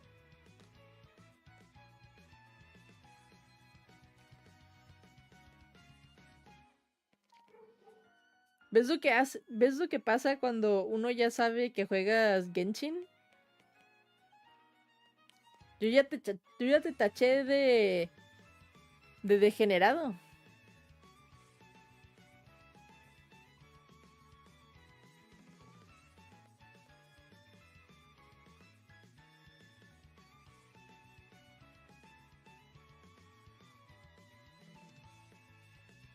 Sí, te juzgo. Y fuerte. ¿Qué, ¿Qué icono es ese? Ah, es un snowman.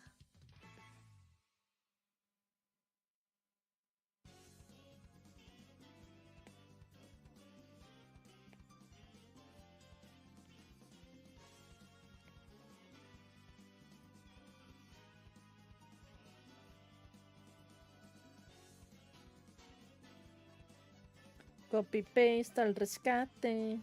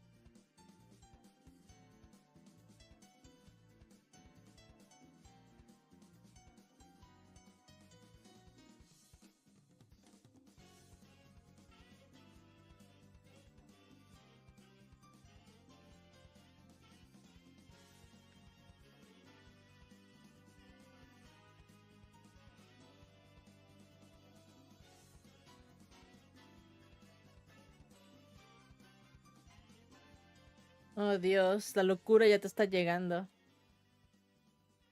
Pensabas que eras viernes y ahora estás diciendo otras cosas raras.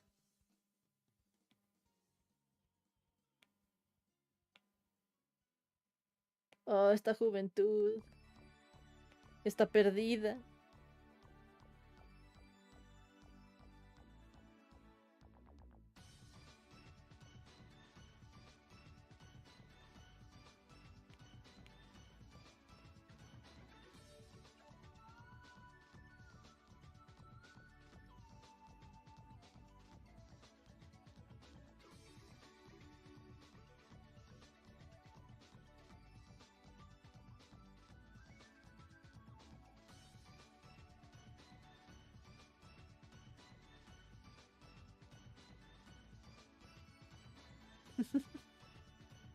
¿Tan mal terminó tu horario o es por tus clases? ¿Llevas qué? ¿Como apenas 1 o 2 semanas? ¿Y ya estás destrozado? Mijo. ¿Cómo le vas a hacer para durar el resto del semestre?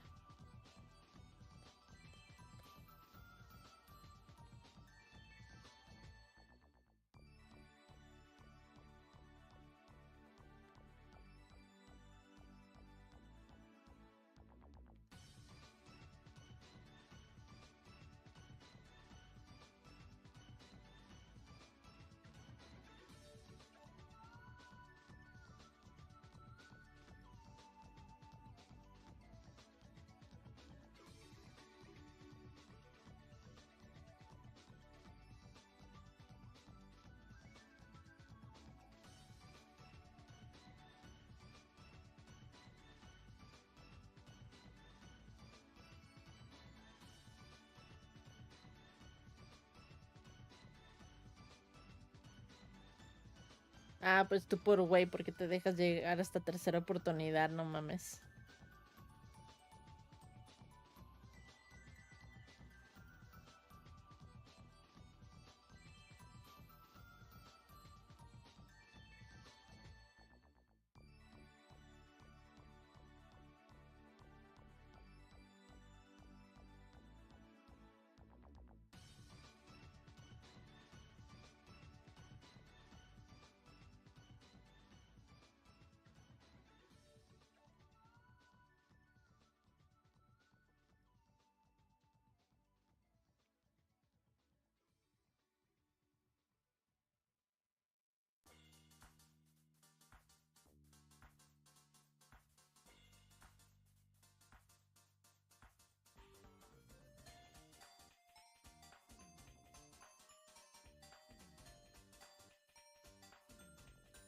Ay, me habías preguntado también qué páginas está. Esta es la 15.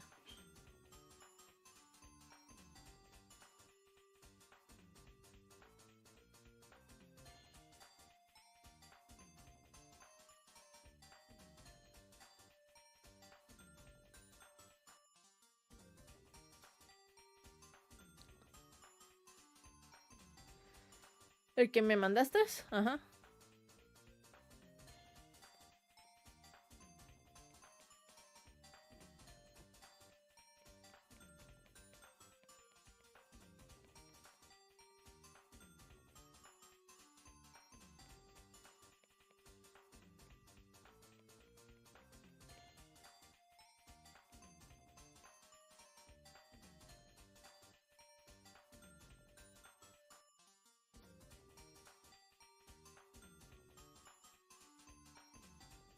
Me da miedo hasta saber que le corregiste.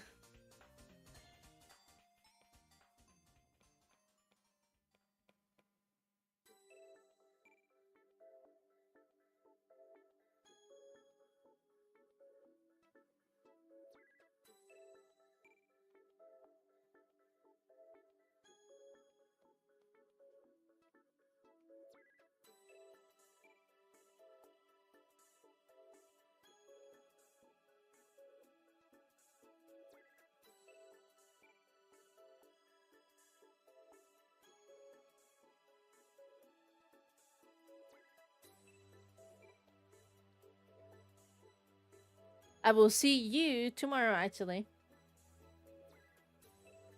Hopefully. But tomorrow I plan to come back on. Have a good night, Shy. Thank you for stopping by.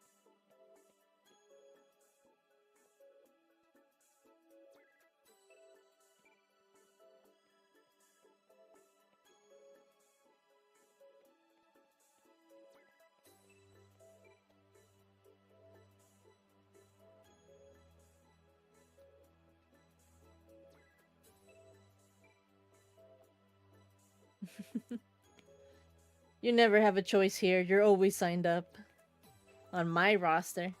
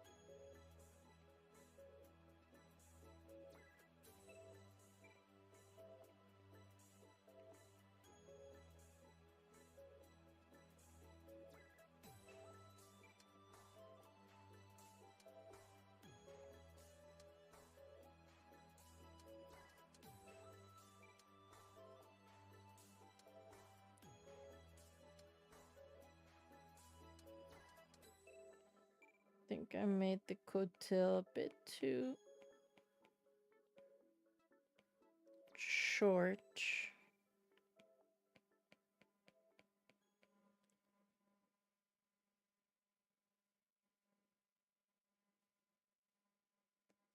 Es una abreviatura para laughing my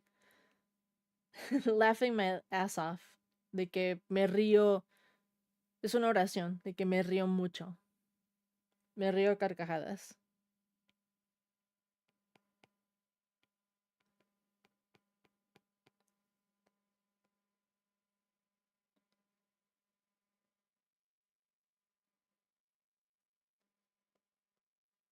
Mi música se detuvo.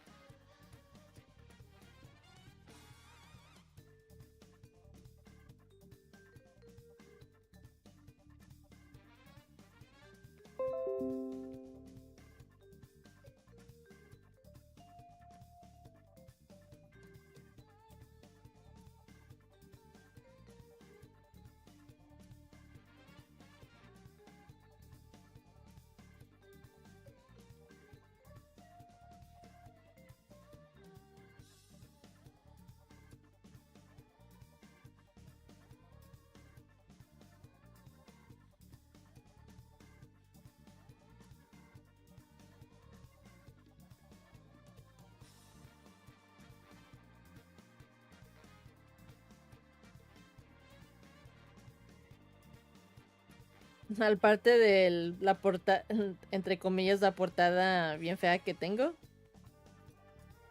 No.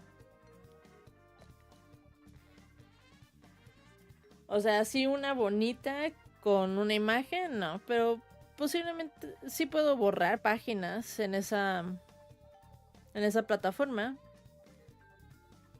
Tal vez sí le haga una ya después al final. Le quité la palabra mini comic. Eso sí.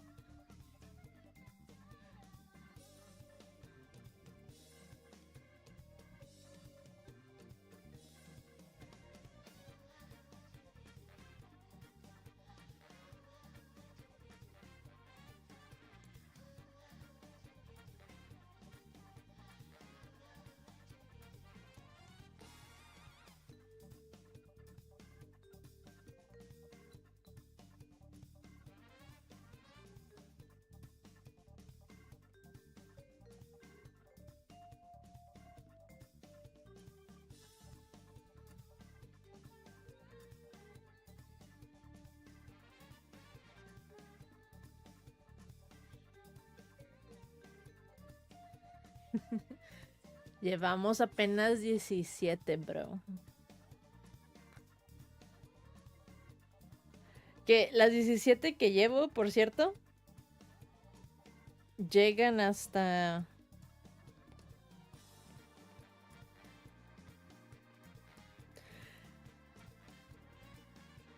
La parte cuarto... Bla, bla, bla. La parte cuarta va a terminar con Vox retando a Alistair de que... Lo va a poner en una posición en la que o Alistair admite que hay sentimientos encontrados detrás de sus acciones de robarle su mascota, o que pex, o de que le hizo se dejó hacer un favor a Vox. Así que o se hace ver débil o se hace ver vulnerable, uno de los dos, pero Vox va a ganar. Así que todavía no se termina con la siguiente parte. Bueno, si le sigo con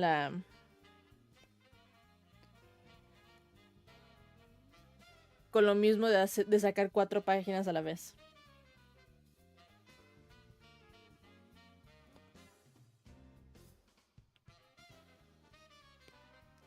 La de español tiene más sentido dónde se va a acabar. La de inglés no mucho.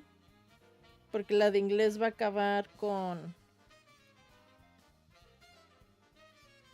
todos amontonándose y echándole la culpa a Alistair. No se me hace como un buen final a la parte 4, pero pues como los dos van a diferentes ritmos, pues ya no puedo hacer nada al respecto.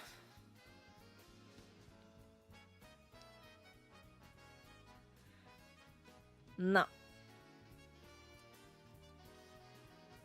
Tuviste beso en el otro cómic de ponis. No va a haber beso aquí.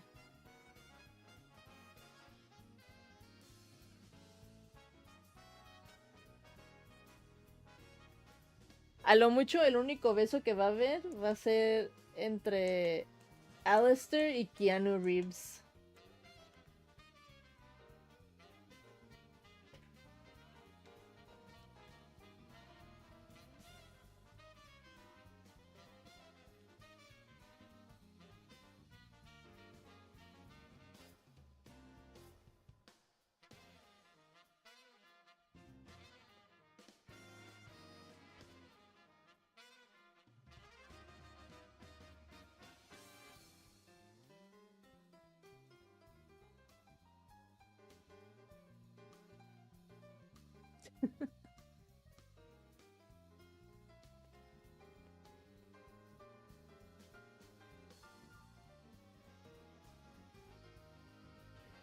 Te sirve igual.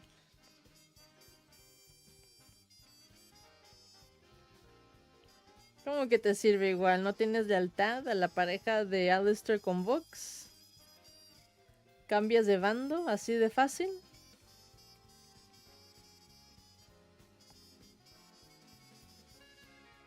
Ah, ¿sí te gustó? ¿Tuvo sentido en la historia? Quería pensar de que podría llegar más lejos sin diálogo, puro dibujo. Fue un reto. A ver si podía contar una historia sin diálogo.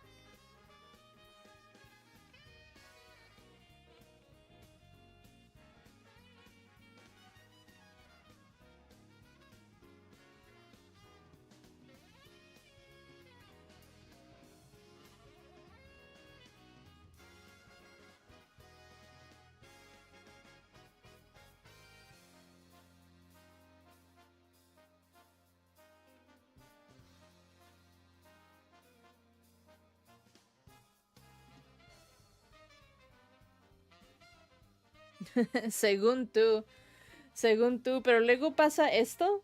Mira, me voy a quejar un poquito de esto. Aquí está el de San Valentín, ¿verdad? 300 vistas. Ok, estoy acostumbrado a eso. Al menos de que súper reviente. Está bien, whatever. Te metes 46 corazoncitos. Ok. El de en medio, son unos dibujos chivis que hice. De la chingada. Nomás los hice porque estaba aburrido y era para soltar la mano. Un poquito de práctica de chibi art. 160 corazoncitos. 1000 vistas. Siempre me quedo bien confundido. Unas veces ofendido, otras veces halagado. Dependiendo la hora del día. Cuando saco unas cosas en las que no les puse nada de empeño. Y a las cosas que sí les pongo empeño, nada. En los malos momentos me hace cuestionarme de que tal vez no tomo buenas decisiones cuando creo cosas. Y en mis buenos momentos me hace pensar de que, nada, ¿sabes qué? Tal vez es porque sobrepienso las cosas. Y terminan por eso mal. Y las cosas que hago al azar, como no las pienso y saco lo que salgo, está bien. Pero luego las cosas normalmente que saco así rápido, bien X,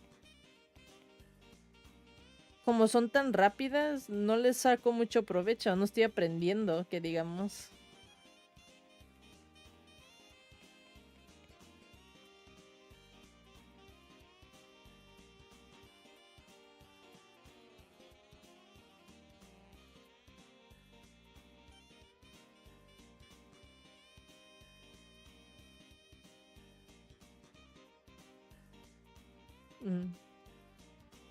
¿Le echo la culpa al algoritmo?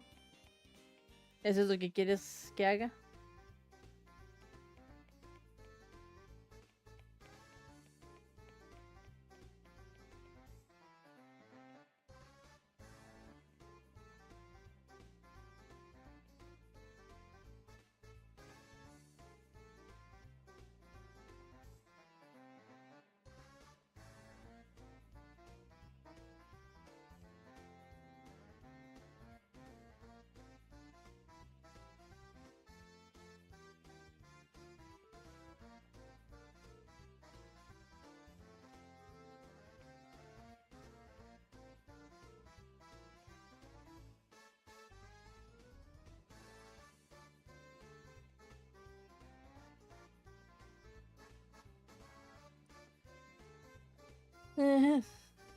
Pues son sus maneras de tratar de convencerme de pagar por promocionar mi cuenta, ¿verdad?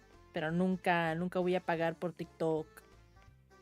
Nunca voy a pagar por su supuesto promoción.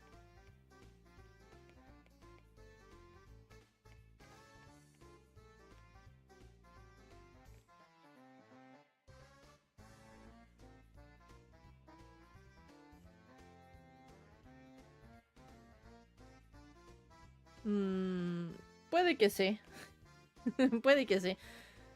No estoy muy al tanto de mi tamaño cuando lo cambio. De hecho, he estado teniendo problemas con el programa que uso para esto. Usualmente, el último avatar que uso se guarda para que la próxima vez que abro el programa es el que aparece. Pero ya va como 2 semanas más o menos en la que cada vez que abro el programa me sale el avatar, mi forma de Deltarune, el del conejo ciervo. Y no sé por qué. Y siempre lo tengo que estar cambiando aquí, como los dos son de diferente resolución, de diferente tamaño, siempre lo tengo que estar ajustando.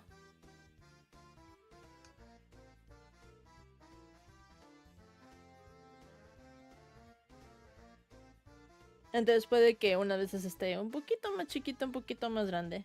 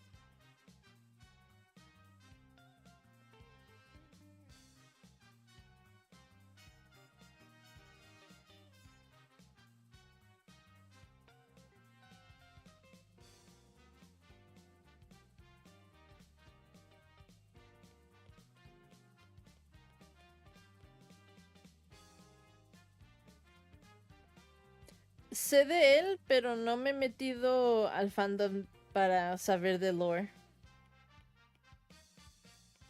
Siempre se me pasa.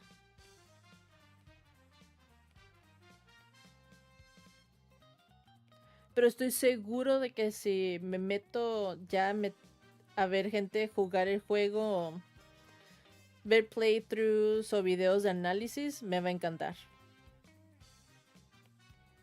Porque el género sí me gusta.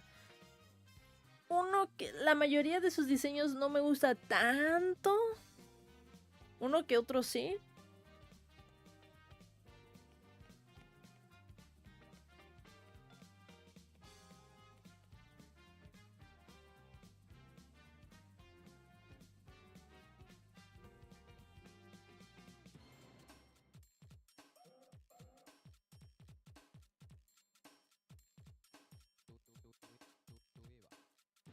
Ah, cuando estás a punto.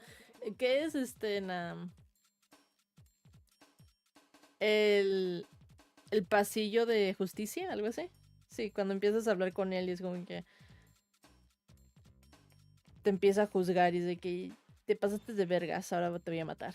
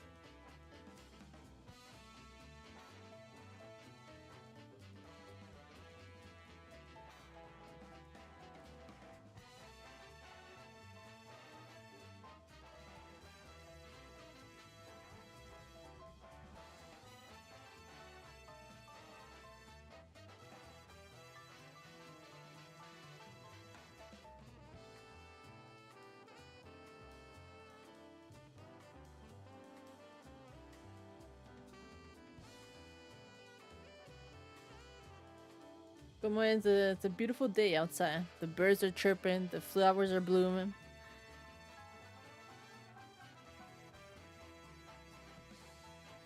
It's a beautiful day for you to go to hell. Algo así, no sé. Que te vayas al infierno, te dice, básicamente.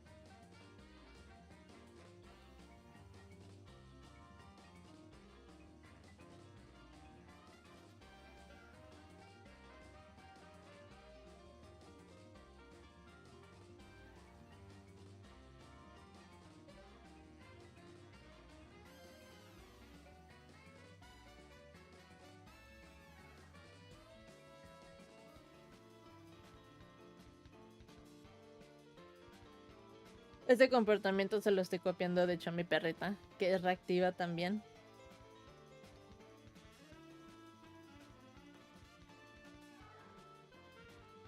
Y se emociona mucho con gente nueva, pero se queda a mi lado. Y se pone a hacer un bailecito y se pone a dar vueltas a mi lado. Desesperada por conocer a la nueva gente.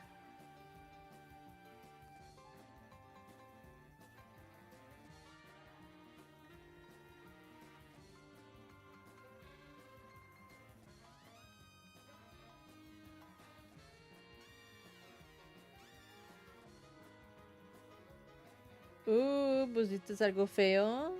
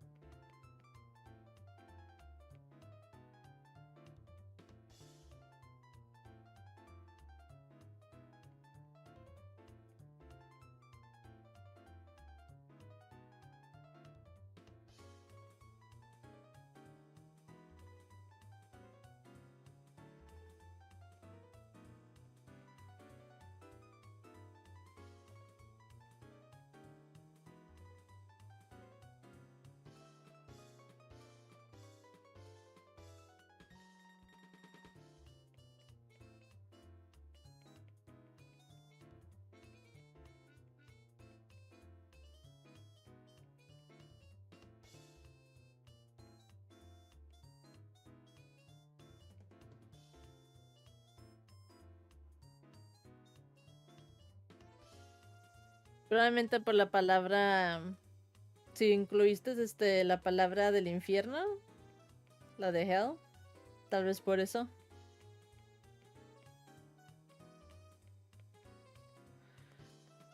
Curioso. Tendré que revisar eso porque hell no es una palabra así como que uy, súper mala, mala. Como para que te bloquee eso.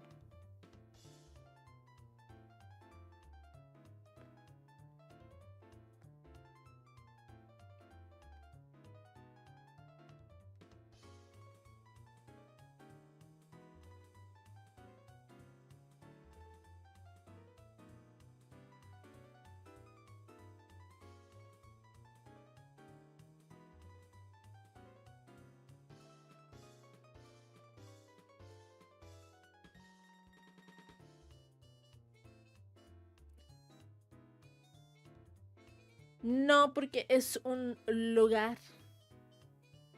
Yo estoy bien. De hecho, como está mi nombre en Twitch, es un problema mayor que el de cualquier otro lugar. Es una friega el de Twitch. Tiene que estar corrigiendo a gente. Au.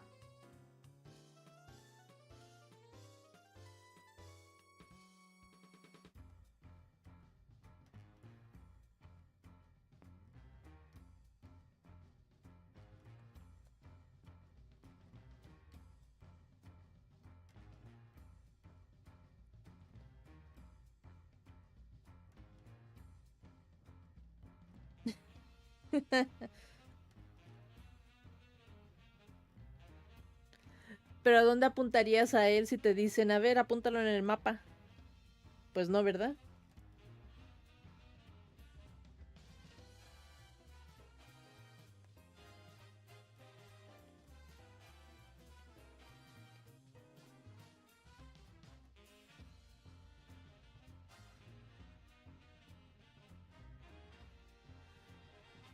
Tal vez sería porque en mi cuenta lo tengo todo en inglés. Por lo tanto, probablemente las reglas, las cosas como moderación y así, las cosas esas automáticas, estén en inglés solamente.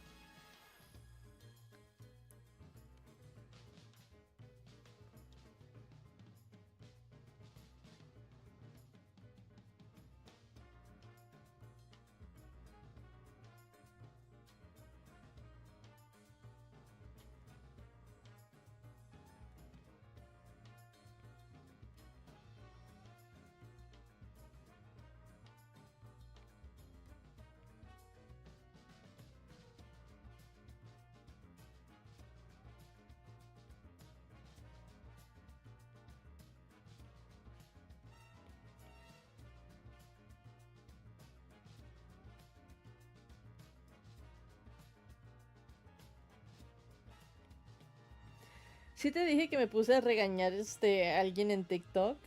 Creo que fue ayer. Ayer o antier. Que hice un directo ya.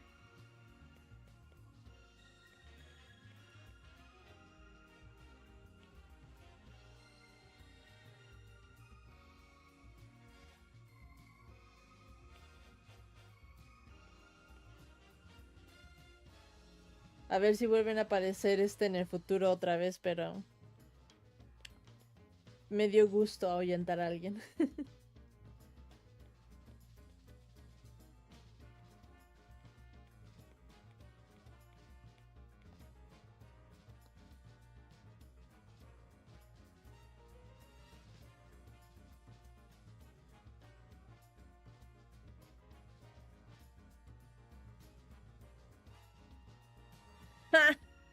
Wow. Tal vez es una frase que nomás no se puede. Qué curioso.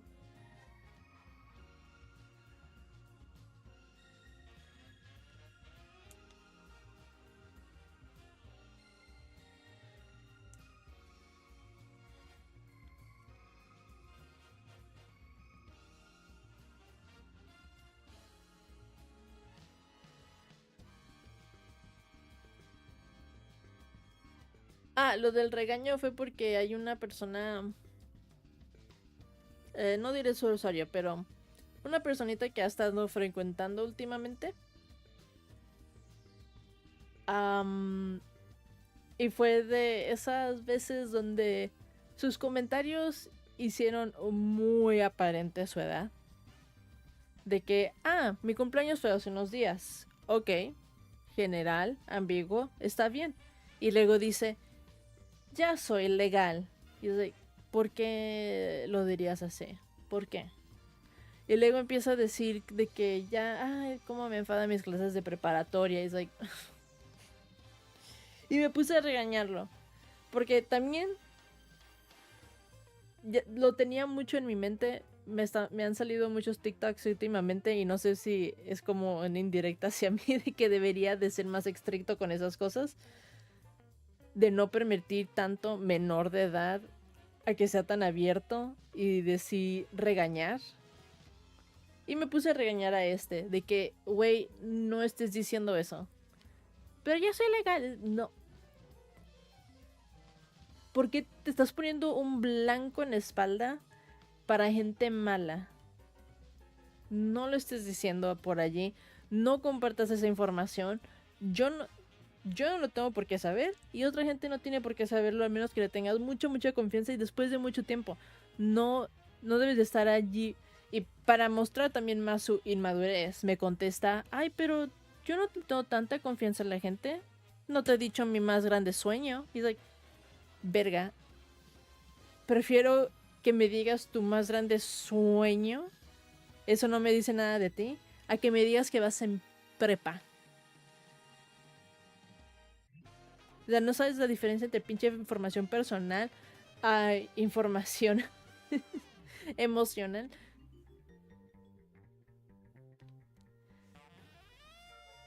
Y luego... ya con eso es como que no me sorprende de que cada vez hay más y más gente... groomers, pederastas, depredadores que se meten en espacios como Roblox, que están allí sacándole información a los niños. Y luego conozco a estos güeyes que la ofrecen esta información. Es de que, ay, pues no mames. Con razón los encuentran tan rápido.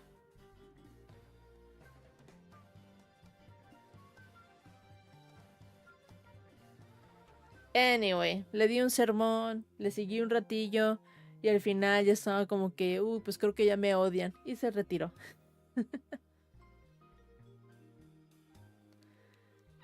Ayer o antier.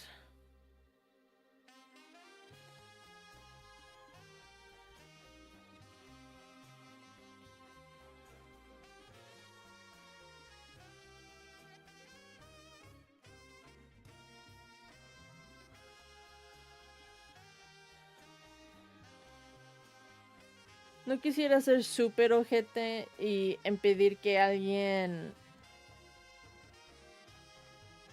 interactúe conmigo. Si alguien se siente solito, quiere pasar el tiempo, tiene los mismos hobbies, ok. Pero también por otro lado, hay unas personas nefastas de la nueva generación que nomás están allí para molestar, nomás están troleando. ¿Y para qué aguantar eso? Y luego también si yo estoy hablando de cosas adultas y luego vienen con sus opiniones bien mecas, también para qué aguantar eso.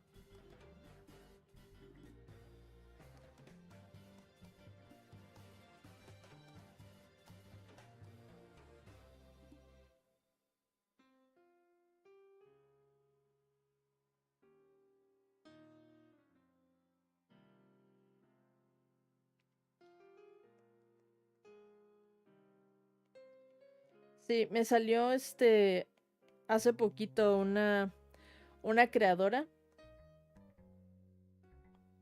que le gusta escribir muchos fanfics y se ha estado quejando de que la nueva generación es como que bien puritana, de que les molesta hacer cosas fuera de lo común, les molesta también cada vez más cosas LGBT y es de qué vergas está pasando de que nos fuimos a ser bien progresivos y ahora la nueva generación está saliendo del otro lado. Qué vergas. Y de que ahora se está promocionando de que si ustedes son creadores de una cierta edad y están cansados igual que yo de que hayan niños en cosas de adultos, banéenlos, bloqueenlos, sáquenlos a la verga de allí, no deben de estar allí. Y sabes qué, con más pasa el tiempo, más tal vez me vaya a ir a lo mismo.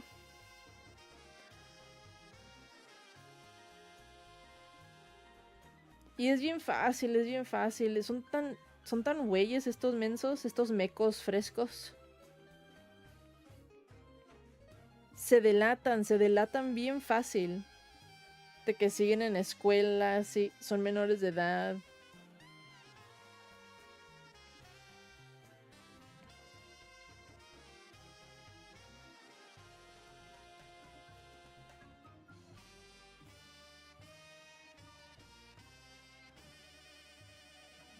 Y también por un lado es como para protegerme a mí.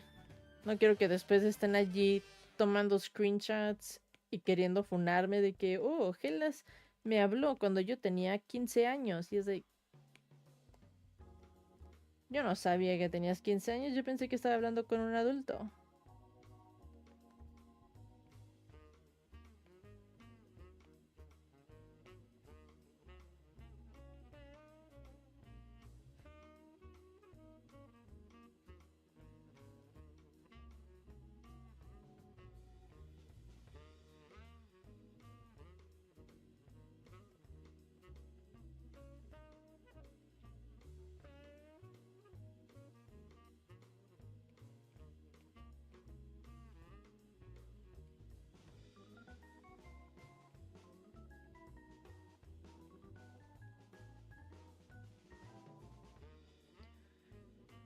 También por ese tema, me he dado menos y menos ganas de hacer directos en TikTok.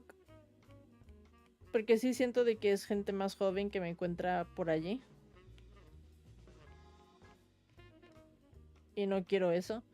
Está bien si ven mis posts, pero en un directo donde tienen acceso así libre hacia mí, nah.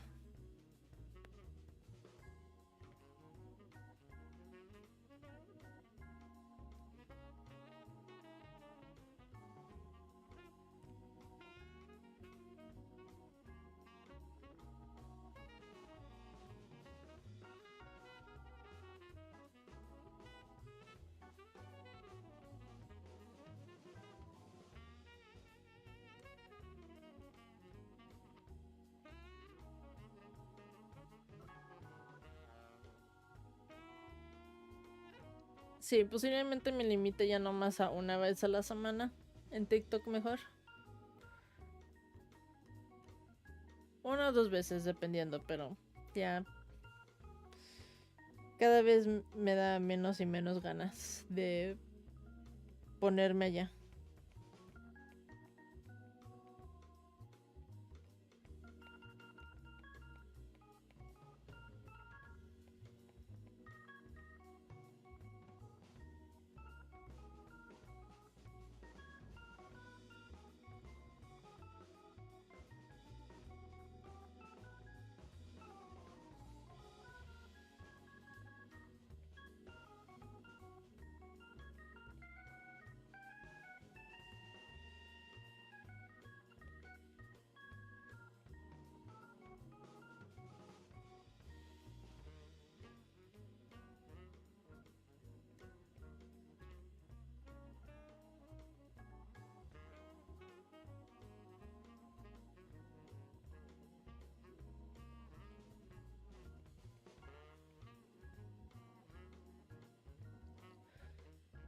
Pues sí, es la culpa de los papás. Mis papás no estuvieron al tanto mía.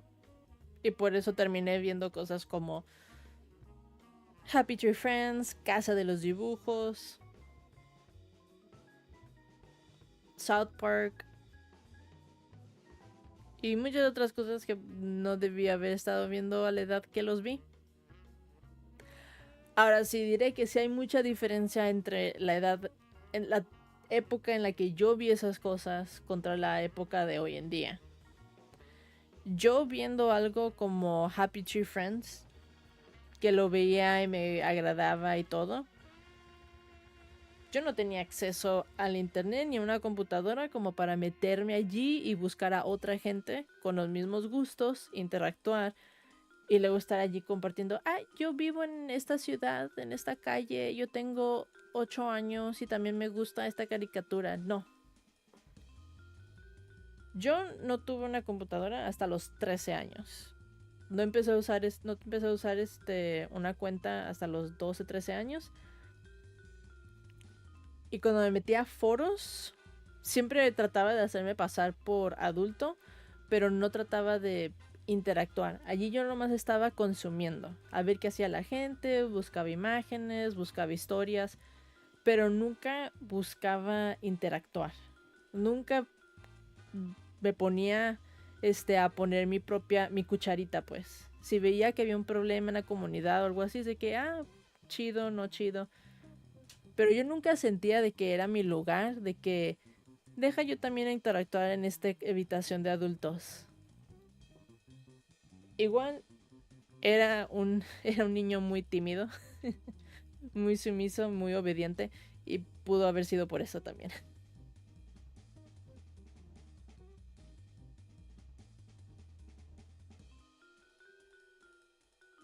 ¿Sí te salió? Qué bien.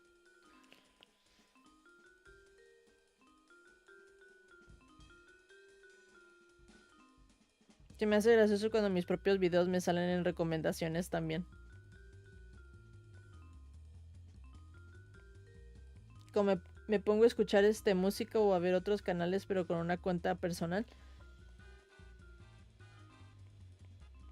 pues me salen los videos de esta cuenta de Gelas en recomendación.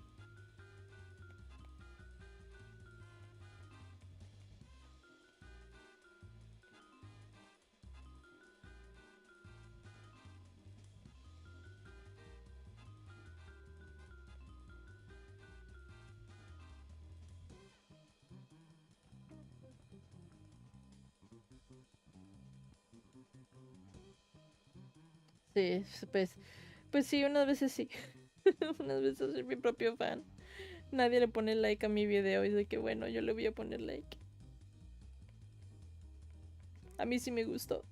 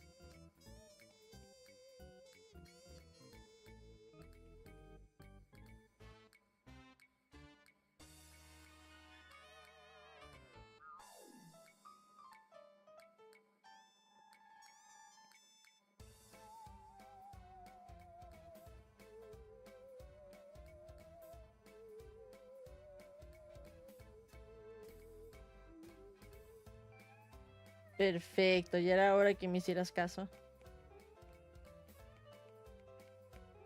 El 70% de veces yo siempre tengo la razón.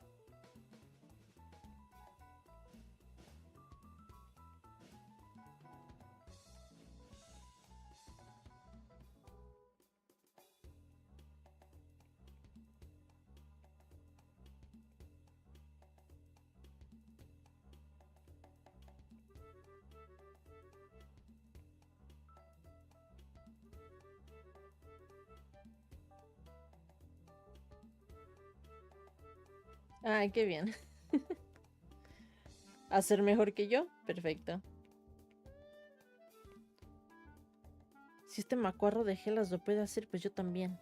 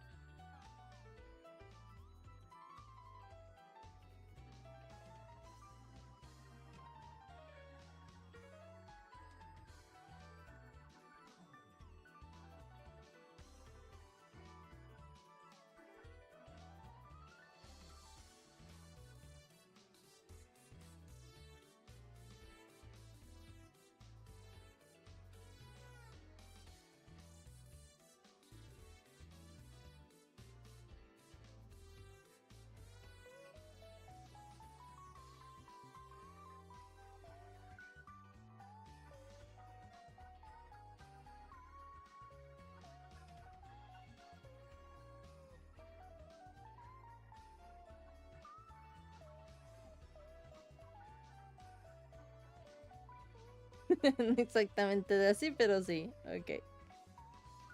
Ante todo, la honestidad.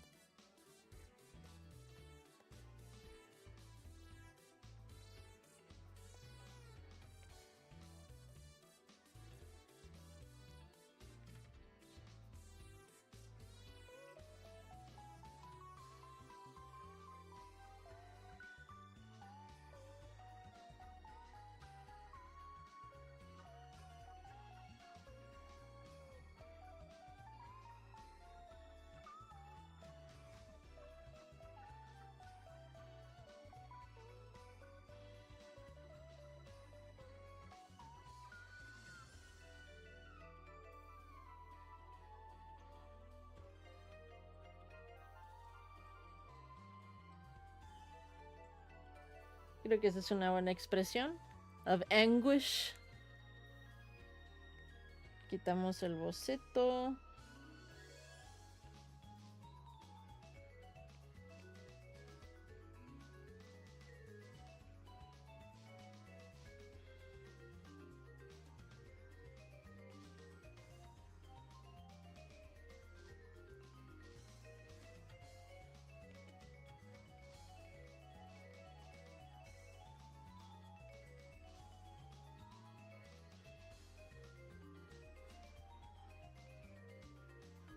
Qué lindo es la motivación, ¿no?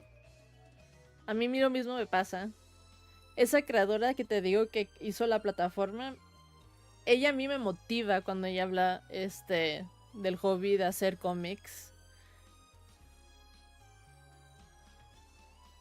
Y también otros creadores que también, pues se siente bien ver a alguien esforzarse y te motiva.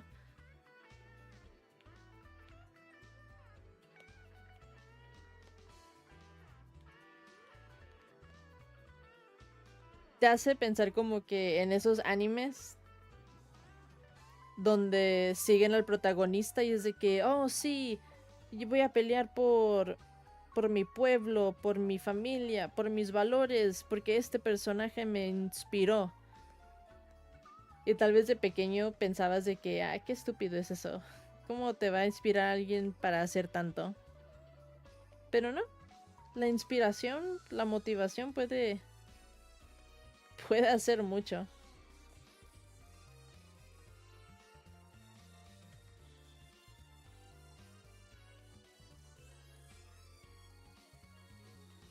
Digo, los políticos lo hacen todo el tiempo. No sé por qué nos sorprendería a uno en cosas más pequeñas como hobbies, pasiones.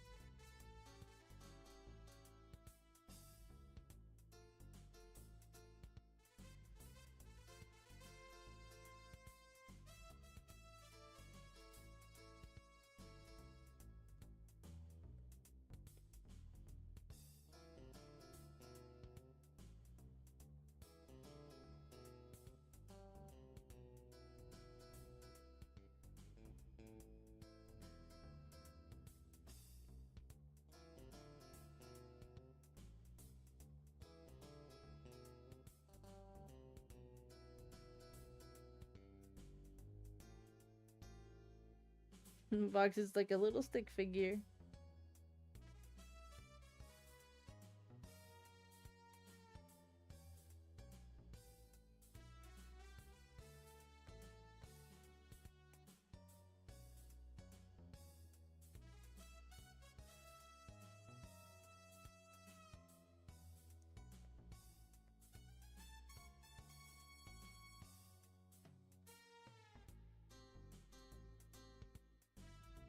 La sala del juicio, eso se llamaba.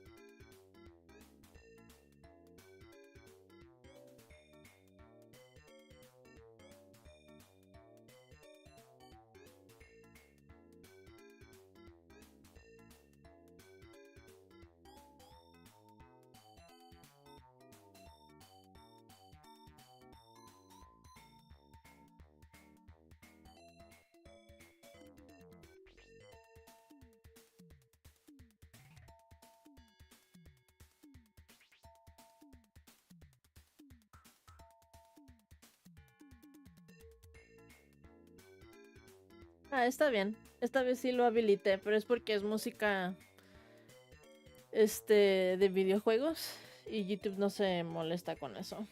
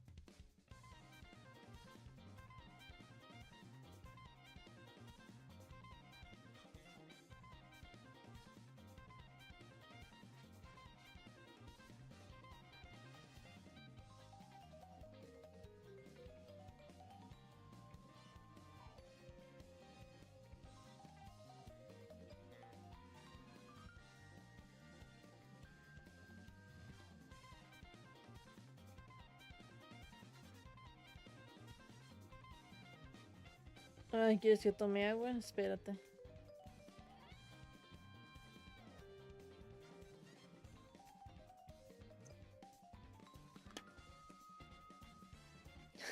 Vox. Me encanta cómo Vox me queda. Alistair es mi favorito, pero Vox es tan fácil de dibujar.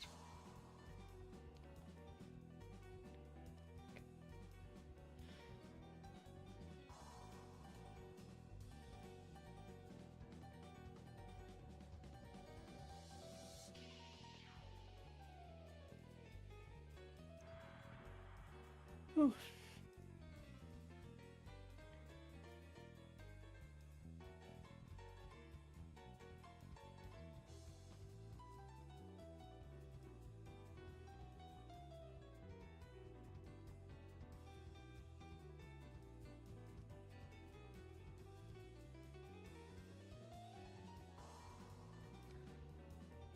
Ya nomás termino 16 y 17.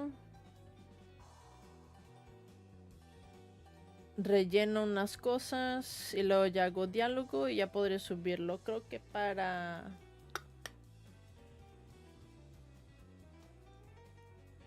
Diría que para sábado ya tendría el de inglés.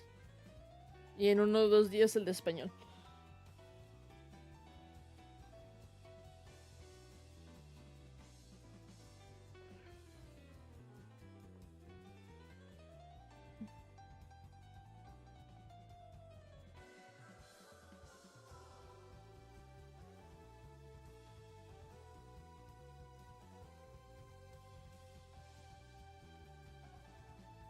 Ok, ya nos tenemos que dormir porque tú estás diciendo disparates y yo no puedo leer disparates.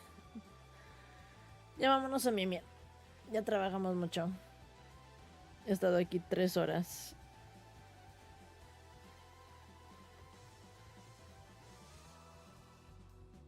Ya. Have wonderful nightmares. Que tengas unas bonitas pesadillas. Bye bye bye.